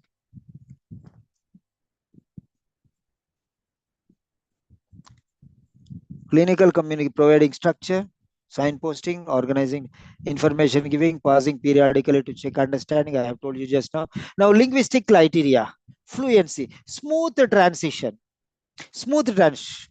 This topic. Now, I'm going to discuss with you about self-injecting insulin. There are 5 steps in self-injecting insulin. First, you have to do this. Next, you have to do this. After that, you are finally out. So step by step. So that is a smoother transition from one point to another topic. Then avoid abrupt topic stuffs, shifts. Abruptly, suddenly you stop something and go into that one. Don't do that one. That's the biggest damage you are going to do. That's the biggest damage you are going to do. Abrupt shift of topics. No, avoid. Smooth transition. Okay. Now we have discussed with you regarding self-injecting insulin. After that, presently, we are going to discuss about disposing the used needles into the disposable container. So, finished this one, we are going to this one. So, smooth transition. The person is able to understand that you are moving from one to another. Otherwise, okay, disposing. Disposing. What disposing? What disposing? So it's abrupt, sudden topic change. The other person will be confused. He will not able to understand what you are going to do. Disposing what? Okay. So far, we have discussed regarding the various steps involved in self-injecting insulin. Having finished that, we are moving to safe disposal of used needles and syringes. So, transition, smooth transition. That's very, very important. Remember that. Avoid abrupt topic shifts. Okay, procedure finished. Now, discussion about disposal. Disposal. Where is the smoothness? It's like bumpy, up and down. Be very careful. It should be smooth transition. No abrupt topic shifts from one topic to another topic. Sudden shifts. Don't do that. Next one. A3. A2 is fluency. A3. Appropriateness of language. Appropriateness of language. Clear, professional, patient-friendly words. Clear, professional, patient-friendly words. Not high-level vocabulary. Okay, layman's vocabulary. Then grammar, A4, grammar and expression. Grammar, varied phrases. You can use past tense, you can use present tense, you can use future tense, you can use present perfect tense or present perfect continuous tense or present continuous tense or simple present tense or any tense you can use. Then you can use active voice, you can use passive voice, you can use quotes, you can use direct speech, you can indirect speech, you can use simple sentences, you can use complex sentences, you can use compound sentences, you can use different varieties of sentences. Okay. It is all yours. The game is yours. The game is all yours. Grammar and expression. Vocabulary. Vocabulary. You see one vocabulary, you see two vocabulary, you see one English vocabulary, you see two English vocabulary, you see one medical vocabulary, you see two medical vocabulary, use idioms, phrases, and special phrases. Like in a nutshell means to concise, precise, to brief. Okay. Then next one, mindset cue. Guide them step by step. Make it easy to follow. You have to think in your mind. I have to guide the patient step by step. No hurry, relaxed, comfortable. It is my responsibility to make him understand everything. He should not do any mistake tomorrow. So it is my responsibility. If he does anything wrong, that means that I have not cleared everything to him. So I should not do anything like that. That is my mistake. So to avoid such happenings in the future, to ensure that he is going to safely self-administer insulin injections, I should train him properly. I should guide him properly. I should educate him properly, step by step, and make sure he understood everything. And I should make it for him easy to follow. There should not be any confusion. There should not be any chaos. Everything should be perfectly understood, and he should tell me after that how he is going to do. Then only I will be clear, I will be confident that I passed on the information and he understood it very well. Passing on the information, half. Understanding the information by the patient is the remaining half. That is 100%. You telling is not enough. He receiving is important. Now, what you should keep in your mind, internal script, what you should think for yourself. I will use first, next, finally. First, then, next, later, after that, finally. Like this vocabulary. Initially, secondly, thirdly, fourthly, lastly, subsequently, consequently. Such these are called signposting.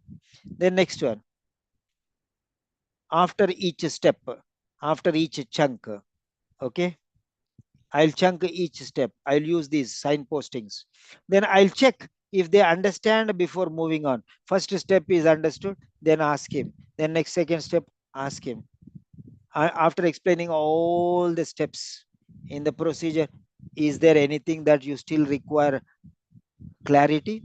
Then he will ask. Then you can then you can go to the next step. Okay, having understood everything. Okay, don't just jump into the next step without confirming that he has understood. First confirm that he has understood, then only move to the next step. I did not bring water. Okay, so that is the end of. Okay, I'll use the first, next, finally to make it clear. I'll chunk each step. I'll check if they understand before moving on to the next step. These are the 5 phases finished. The last phase, third minute, second half, is the only one left. My mouth is dry, so let me get a glass of water. In the meantime, if you want, you can go and get a glass of water, but stay back. I'm continuing, okay? Just I'll get the bottle of water, that's all. I forgot to get it. I did not even think that Robel Rahman will be there till the end, and the others, Aisha Rahman and Sadat Ali or somebody else, will be attending off and on. Yeah, that's very good. 1 second. Oh my God.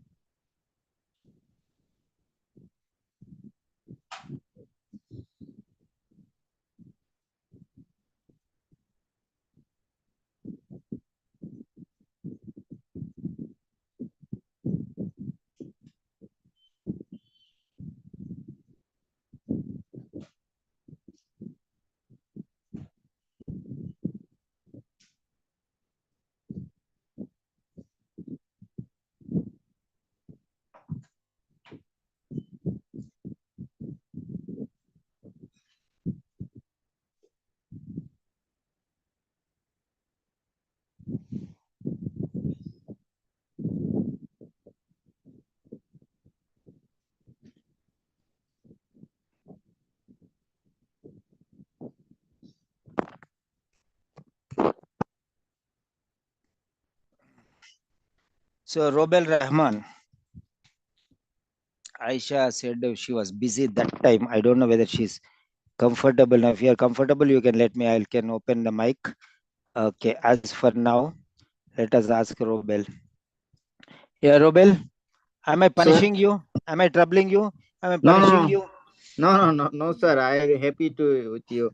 They Mm. explain everything and what one setting. You have to doing a hard work with us for us because everything is make it clear. If we get the from your lecture and input our speaking, there will be improve our score as well as. Yes, that's good.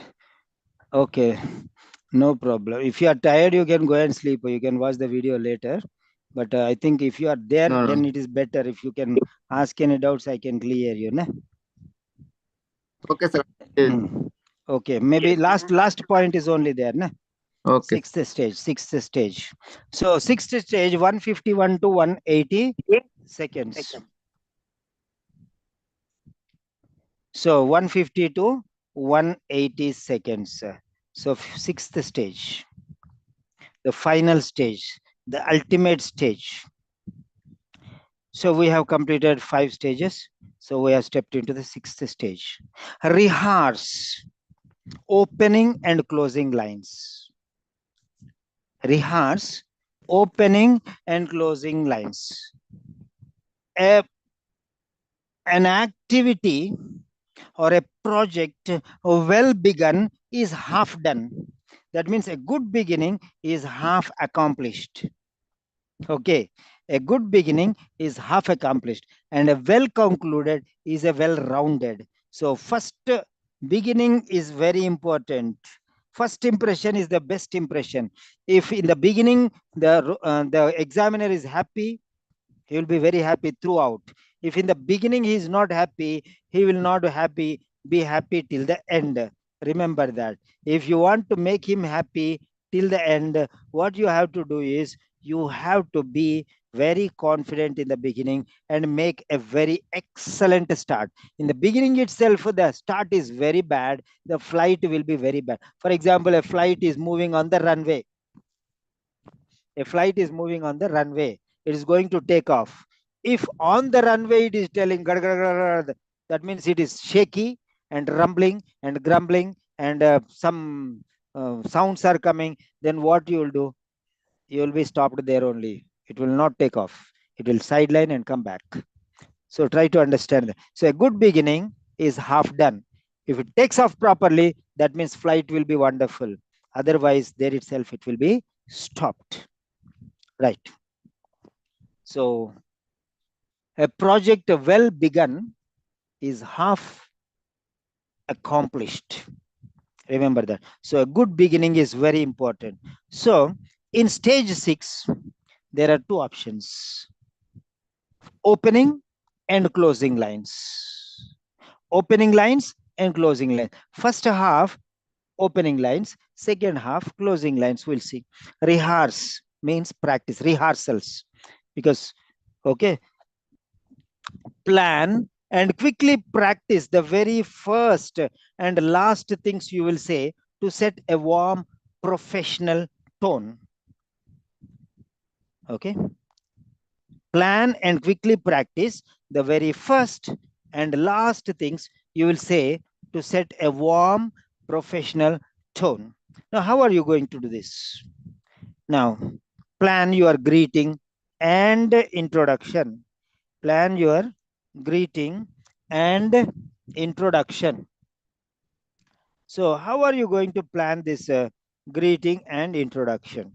Now, be warm, be clear, be professional, be warm, be clear. Zoom is unable to detect a camera. Why? What happened? Yeah.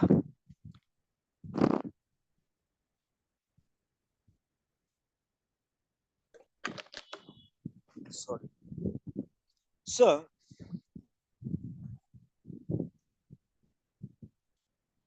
right. Be warm. Warm means what? Be cold. Cold means what?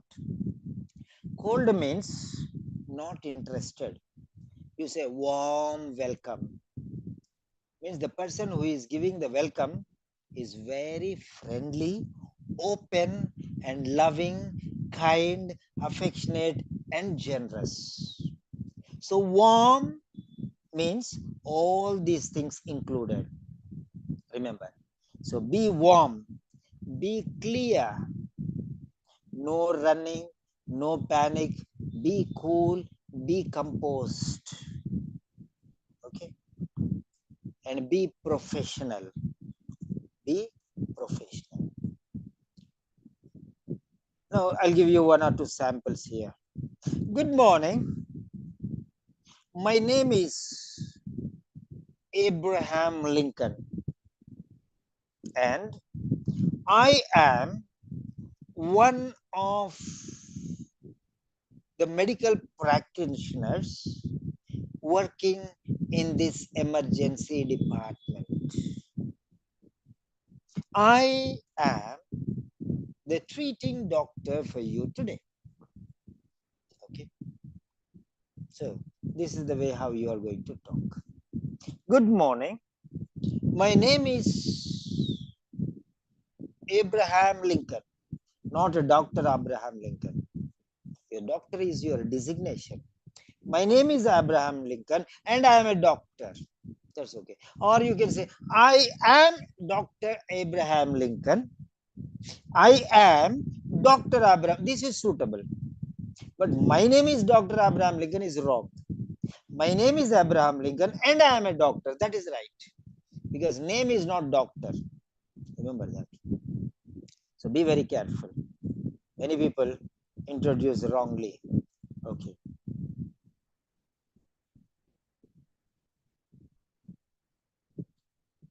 I understand you might be feeling a bit nervous about doing this yourself. I understand You might be feeling a bit nervous about self administering insulin injections yourself, and that's completely normal, okay, acceptable. I'm here to help you feel confident and safe about it, or safe with it. So these are some sentences. Practice these sentences. Okay, introductory sentences. Every day you practice like this. Then in the exam, they will come automatically, spontaneously, without any force from yourself. It comes automatically, naturally. You will become a natural speaker by then. Good morning. My name is Margaret Thatcher, and I am the treating doctor yourself. I absolutely understand your feelings regarding self injecting insulin. You are a bit worried. That's quite normal. Anyone in your situation will react in the similar way. Even I would react in the same way, no matter what. But as an experienced doctor, experienced nurse for almost 5 years, I can tell you that this is quite normal. Take it easy. No need to bother too much. So, whatever you want, there are 1,000 different sentences you want to say. Whichever you want, you can. Be cool, be relaxed, but practice. Last 30 seconds, the beginnings and the endings. 15 seconds beginnings, 15 seconds endings. Rehearse, practice before going to the main match. Now, practice with empathy. Practice with empathy. Practice your empathy line. Practice your empathy line. What is happening?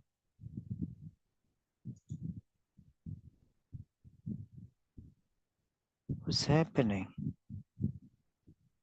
So, practice. Oh my God. Network is there. Power is there. What's wrong?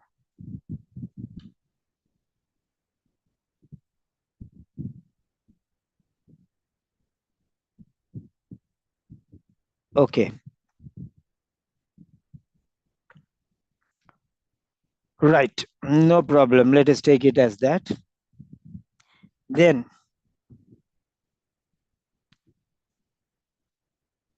many people feel anxious. Many people feel anxious about injecting themselves the first time. Many people feel anxious about injecting themselves the first time.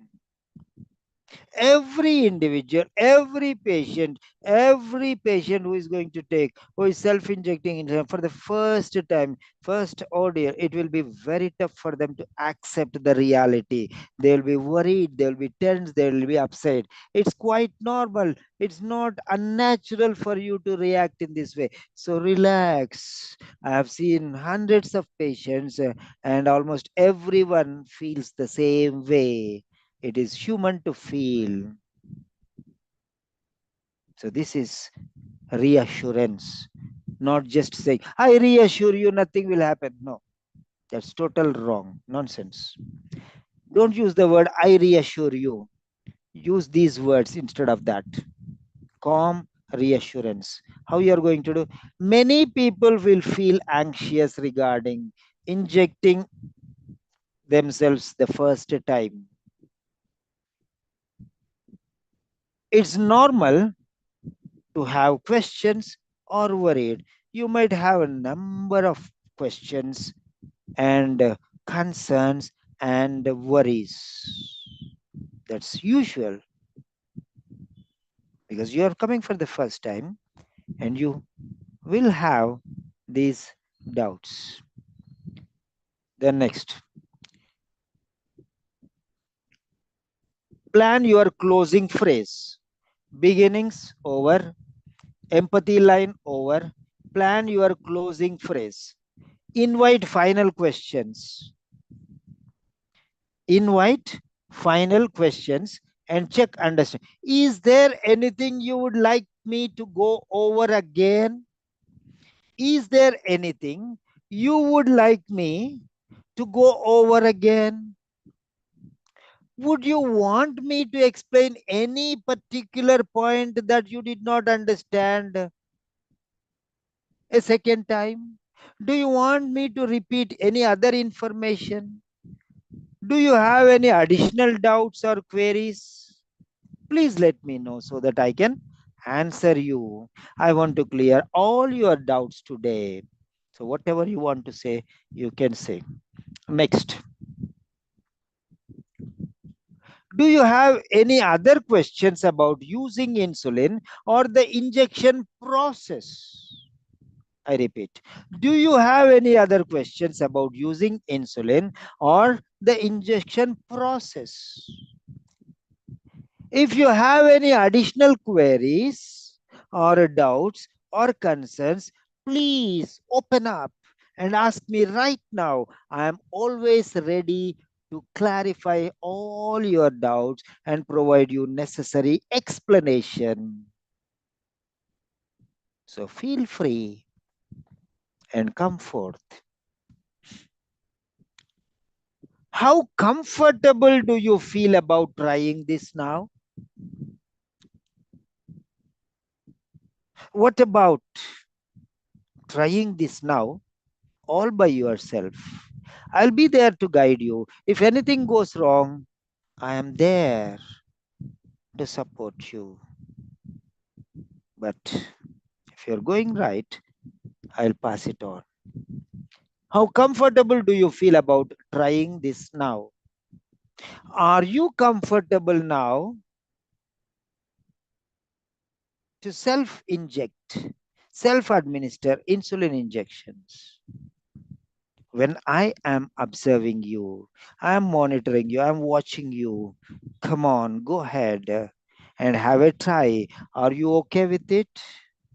Still, do you have any objections and constraints?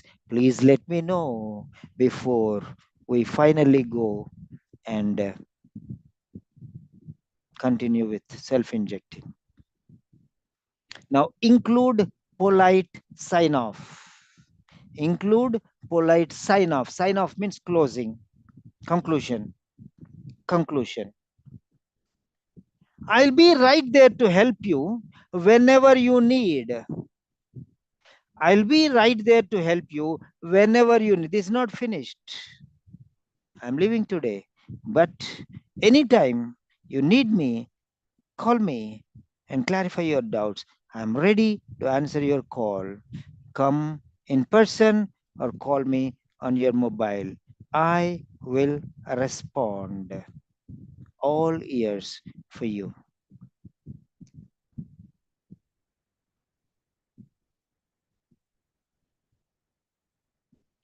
Next. Thank you for talking with me about this. I appreciate, I really appreciate the way how you have cooperated. I appreciate your cooperation during the entire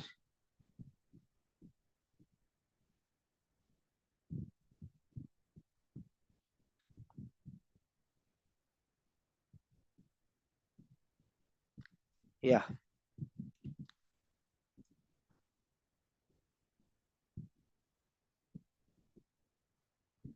Thank you for talking with me about this. I appreciate your cooperation. You have been very friendly and cooperated with me in the entire consultation. Thank you very much. Thank you from the bottom of my heart. We'll take it one step at a time. We will take it one step at a time. Now rehearse mentally. Quickly run through your greeting and ending out loud in your mind to lock in the wording. Focus on tone. Warm, calm, and supportive tone. Now let us go to the clinical communication criteria. Relationship building. Greeting sets a rapport. Greeting, an excellent greeting in the beginning sets rapport. Respectful, attentive, empathetic, closing. Information giving, checking understanding, invite further questions. Linguistic criteria focus, intelligibility, plan clear, well pronounced key lines. Okay, flow, fluency. Next, A2. Avoid hesitation in first and last lines. In the beginning and in the ending, no hesitation should be there, because first impression is the lasting impression, and last impression is the rounded up impression. So appropriateness of language, friendly, caring, and professional words. Now mindset cue, what you should keep in your mind: my opening and closing lines are my chance, are my priority. They are very important to make me feel, make the patient feel safe, comfortable, and cool, relaxed. Okay, you have to be very warm, professional, and caring. Now, internal mind, what you have to tell yourself: I'll greet warmly, I'll explain why I am here, I'll reassure them it's normal to worry. I'll close by checking if they have questions, and I'll thank them for trusting me. They're trusting you. They're spending 5 minutes with you. So you have to thank them, because if he doesn't cooperate, you cannot finish these 5 minutes. It's go to a rotten, wasted, okay, wasted time. You know, it's a waste, mere waste. And now, lastly,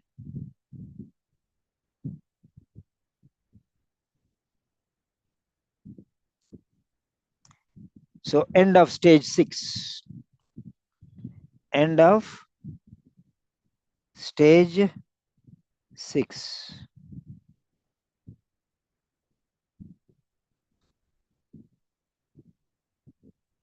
So that's done. And now,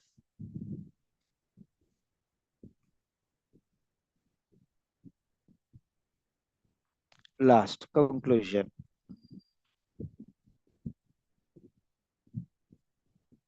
Yes.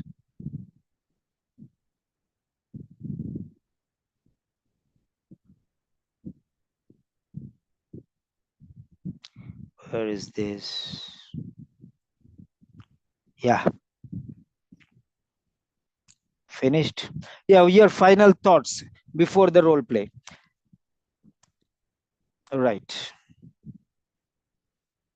As you finish your 3-minute preparation time, pause for just a moment to remind yourself why you are here and who you are about to help. This isn't just an exam, it's practice for a real clinical moment. Where a patient trusts you to explain something new, reassure them when they're afraid and give them the confidence to manage their own health safely.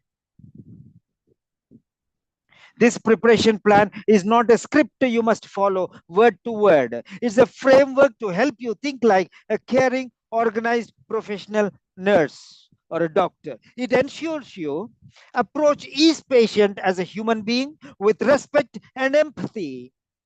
Use clear, accessible language without confusing jargon. Structure your advice, logically so they can follow it easily. Invite them to speak, share their worries, and ask questions. Offer reassurance and support so they leave feeling more confident. The six phrases you just planned, the six phases you just planned are your personal safety net. They help you avoid common mistakes like talking too fast or in a confusing order, overloading the patient with information, using medical terms without explaining them. You will avoid all these types of mistakes. Ignoring the patient's feelings or fears, sounding robotic instead of human. Okay. Now think of your role play as a shared conversation, not a lecture, not an interrogation, but a collaborative, respectful dialogue. You are there with the patient, for the patient. You are the expert who makes them feel safe, understood, and empowered. Your final 10 seconds of preparation should be spent reminding yourself, I am calm, I am clear, I am caring, I am ready. That is the heart of excellent nursing communication or medical communication, and the key to succeeding not only in the OET speaking test but in your real world healthcare career. Go in with confidence, show them your professionalism, show them your heart. You have got this. Professionalism. Now, what are the advantages of using this 6 phase 3-minute preparation plan? This structured approach offers multiple practical benefits for nursing or medical candidates preparing for the OET speaking test. Below are the key advantages you can emphasize. Okay. Reduces anxiety and calms nerves. Why? It gives you a clear plan to follow instead of panicking. Benefit. Feel calmer and more confident when the role play starts. Real world link. Nurses and doctors often pause to collect their thoughts before approaching a patient. This mimics that professional habit. Then promotes patient centered care. Why? Planning forces you to think about the patient's feelings, fears, and needs. What are the benefits? You prepare empathy phrases and listening strategies in advance, not on the spot you prepare. Okay. Now prepare very well. Okay. So that in the exam, that 3 minutes you can prepare very excellently. Real world link shows you are ready to respond kindly, respectfully, and without judgment. Point number 3, advantage number 3, improves organization and structure. Why? You decide on the logical flow of tasks before you actually speak. You plan very well. Benefit: no random jumping between topics, no abrupt shifting between topics. Smooth transition will be there. That's the benefit. Assessment link directly boosts scores on B3, that is providing structure. Then real world link helps you sound clear and professional in consultations. Benefit number 4, ensures clarity and simplicity. Why? You pre-select simple lay-friendly words. Benefit: avoid confusing jargon that patients won't understand because you are already mentally made ready in advance. Assessment link Supports A3, appropriateness of language. That means suitability to the patient, not high level vocabulary as medical professional, but you come down and make talk those words which are easily caught by the patient. Real world link. It's essential for health literacy and patient safety. Point number 5, enhances fluency and confidence.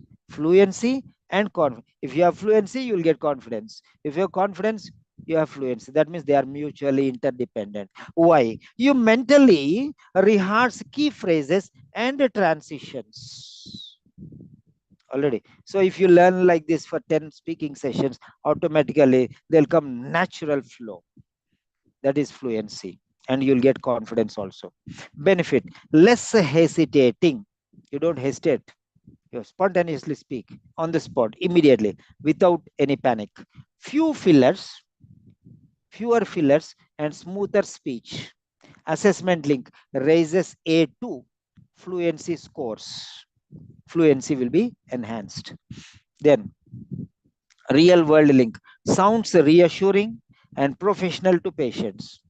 Helps address, next point number 6, helps address patient emotions. Patient is worried, you are able to address. He has some concerns, you will give solutions, you will cool him and you will comfort him.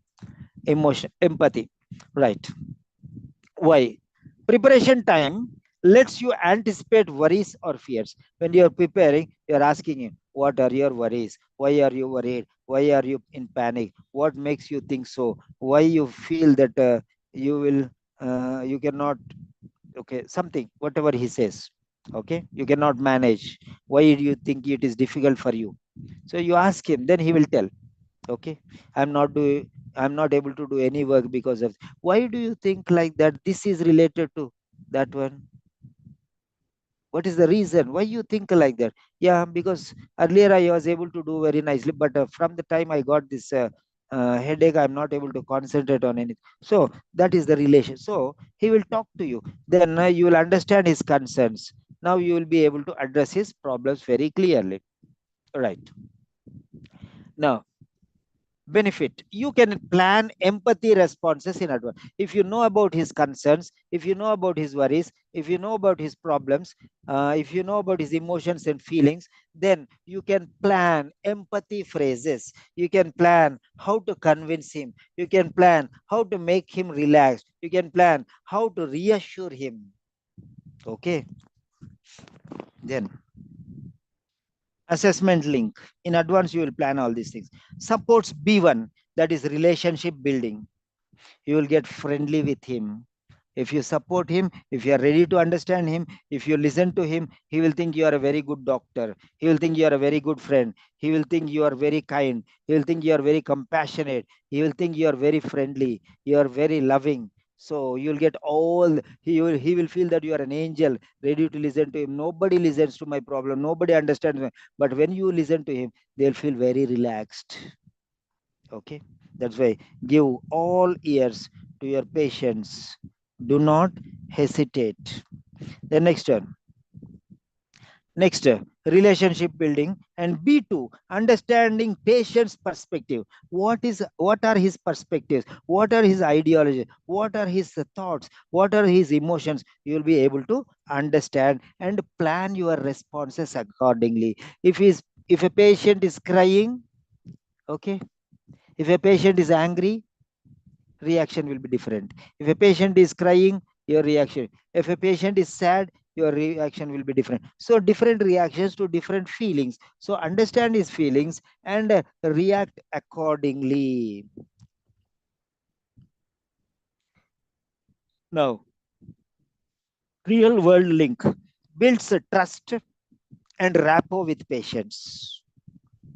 Real trust and rapport with patients.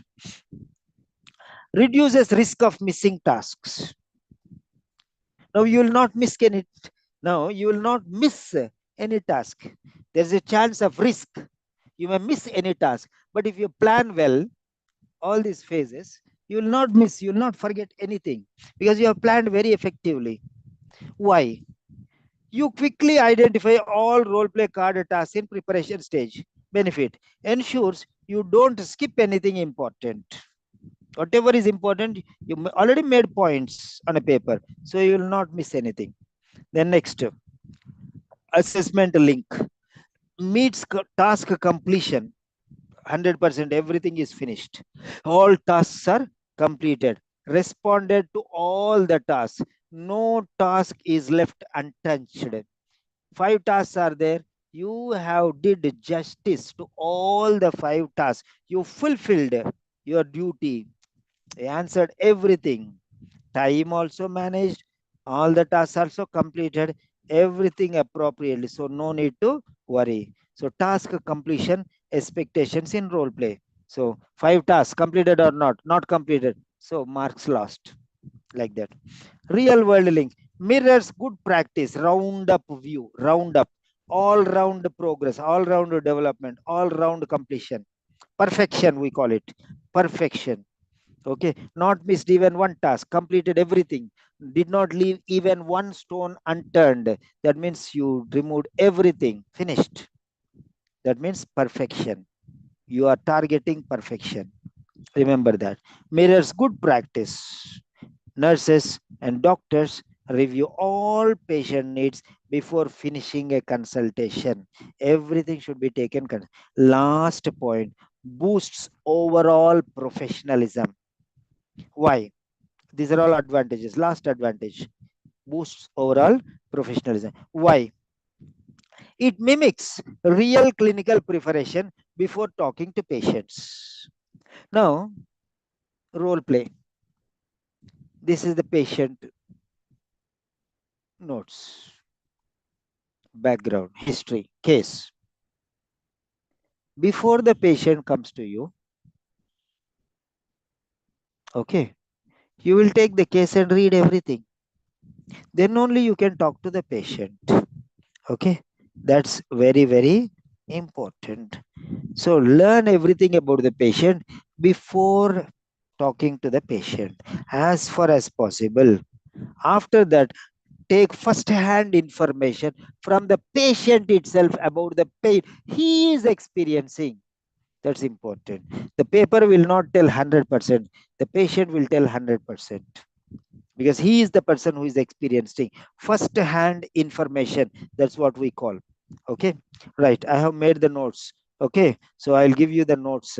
I have not, I have explaining too much, but little point wise I have given. I'll give that point wise notes. Okay, if you want the complete explanation, go through the video. Yeah, the next point is benefit. What is the benefit? Yeah, demonstrates that you are safe, organized, empathetic, and clear. Okay, you're safe, organized, empathetic, and clear. The patients like you because of all these qualities, extraordinary qualities, not ordinary qualities, extraordinary qualities. Assessment link supports all linguistic and clinical communication criteria. Linguistic criteria, professionalism, professionalism. Okay, linguistic and communication, professional English and professional medical, both linguistic criteria and clinical communication criteria, everything you are following. Now real world link develops lifelong habits of thoughtful, patient centered care. This will take you through your life. You will go higher level in your profession. You will be remarkable, respected, regarded, considered, and a role model for many other doctors who will be along with you, after you, and in the next generations. You will be considered as one of the greatest personalities, one of the greatest doctors, one of the greatest surgeons, or physicians, or general practitioners, or nurses, or midwives by the forthcoming generation medical professionals. So it is in your hand. The game is all yours. Take it easy, you drown. Take it easy, you drown. Yeah. In one sentence, Using the six-phase preparation plan makes you sound more like a caring, competent nurse, and that's exactly what the OET speaking test is designed to reward. That's it. I repeat, using the six-phase preparation plan makes you sound more like a caring, competent nurse or doctor, and that's exactly what the OET speaking test is designed to reward. I have taken the nursing card for the explanation here, but many nurses have come and gone, whatever the reason. But the doctor, he might have thought this is doctor, not doctors, this is nurses card. Why I should attend? No, I told him, forget about nurses card. Nurses card is only 5%. Nurses card is only 5%. 95% is for everyone. Clinical communication criteria is for everyone. Okay. Linguistic criteria is for everyone. Fluency is for everyone. Task, yeah, all these criteria for everyone. Grammar is for everyone, vocabulary is for everyone, preparation is for everyone, phase 1, phase 2, phase 3, phase 4, phase 5, phase 6, everyone. Reassurance is, all these points are together 95%. Just because of that 5%, 95% you will miss. Okay. Many doctors think this is for nurses and they don't even want to join. Finished. Okay. But this doctor, okay, he's crazily in love. What sir want is to and he just trusted me. I told him, stay till the end, Dr. Rahman. He's staying there. That is what is obedience to your learning. Right. Now, Dr. Rahman, it is your turn. You can open your mic. You can open your video. Okay. Right. You can open your mic. You can start your video. Come on. Unmute. You can share in your own words. Are you there? Unmute. Unmute. What happened? Are you comfortable? Yes, that's the lovely Dr. Rubel Rahman. Is it Howrah Bridge or what bridge? I don't know behind you. Okay, I'm just joking. Okay, Yeah. fine. Yeah, that is, yeah. Mm. Okay, All sir. the Thank you time so is much, all sir. yours. You take 1 minute, 2 minutes, 3 minutes, take whatever you want. Your message is going to be a message to um, why don't you turn your mobile like this so that it will be widescreen? Auto rotate. Yeah, that's fine. Now sit properly, because this message is going to be the message to the people. What you are going to tell you, it may be bringing some more students for us. Okay. Thank you, sir. Give it opportunity to talk with you. Yeah, Uh, first introduce yourself first, because um, I'll cut this video this length and I'll put it. Hmm. okay. My name is Robel Rahman. I am a doctor. I am a regular student of Dr. Peter sir. He give me a lot of instruction, and today the class is a big class, but more informative and details. Everything explained with the example. That is so much beneficial for us, and I hope this yeah, type of class help to everybody to build up his OET speaking linguistic criteria and everything in details. The who if anybody lacking this any site, if they watch the video and attend the class regularly, I hope they will improve day by day, and yeah, impact on speaking. That's definitely they will be improve. I definitely benefit from these classes. Okay, that's fine. That's fine. Okay, this is Very good. I appreciate. So, what did you? What are the mention some points, and will you recommend these Simon Sir's classes to your friends? Why Yeah, do you? Why do you want to recommend? What is the benefit the students may gain from these uh, sessions? I think if anybody follow your instruction properly and do regular classes and implement his or her study, they will be definitely improve on OIT all four section. And if anybody give a time with you, definitely they improve their score. You can introduce how you were introduced to me, who introduced, why they introduced, where you are. Okay, what are you working as? Tell some things, background, how you came to me. Yeah, I am heard about you on my colleague, on my friend. He told me about you, and I think he's the best teacher. And they give a personal instruction how to give the how to improve a lackings area, how to implement the techniques and tricks in the real exam. They improve the score. There's some kind of advice, some kind of into tips, they'll be help to boost up the score. Yeah. Can you introduce your friend? What is his name and what is he doing? Which country is he from? And My friend named Shams is he from Afghanistan. He's work with me and in the UK.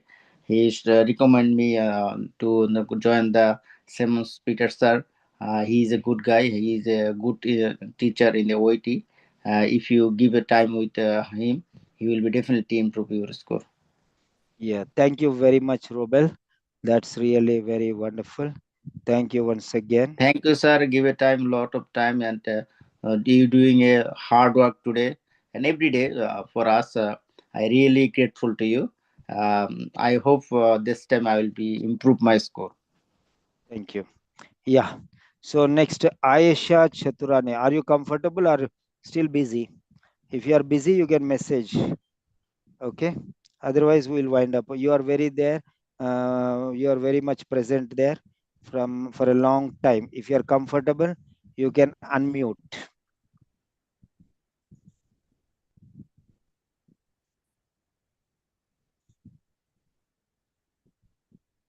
So, Ayesha, are you there? Are you busy? Let me know. Yeah, we'll count to three. Three,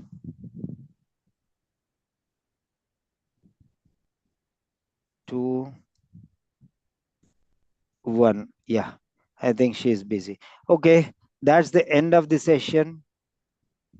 Uh, Whoever is interested, you can contact me on this number. Okay.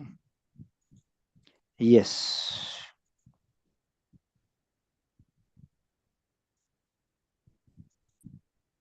Okay, sir. Thank you.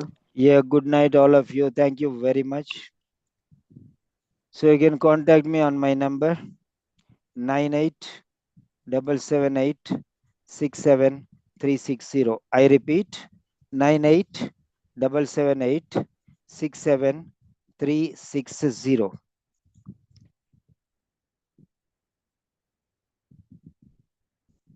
Yes. So those who are interested for personal sessions, regular sessions, and those who are serious students, here this is a session. So we have our regular sessions morning, afternoon, evening, night batch. So you can attend all these sessions, whichever is comfortable for you.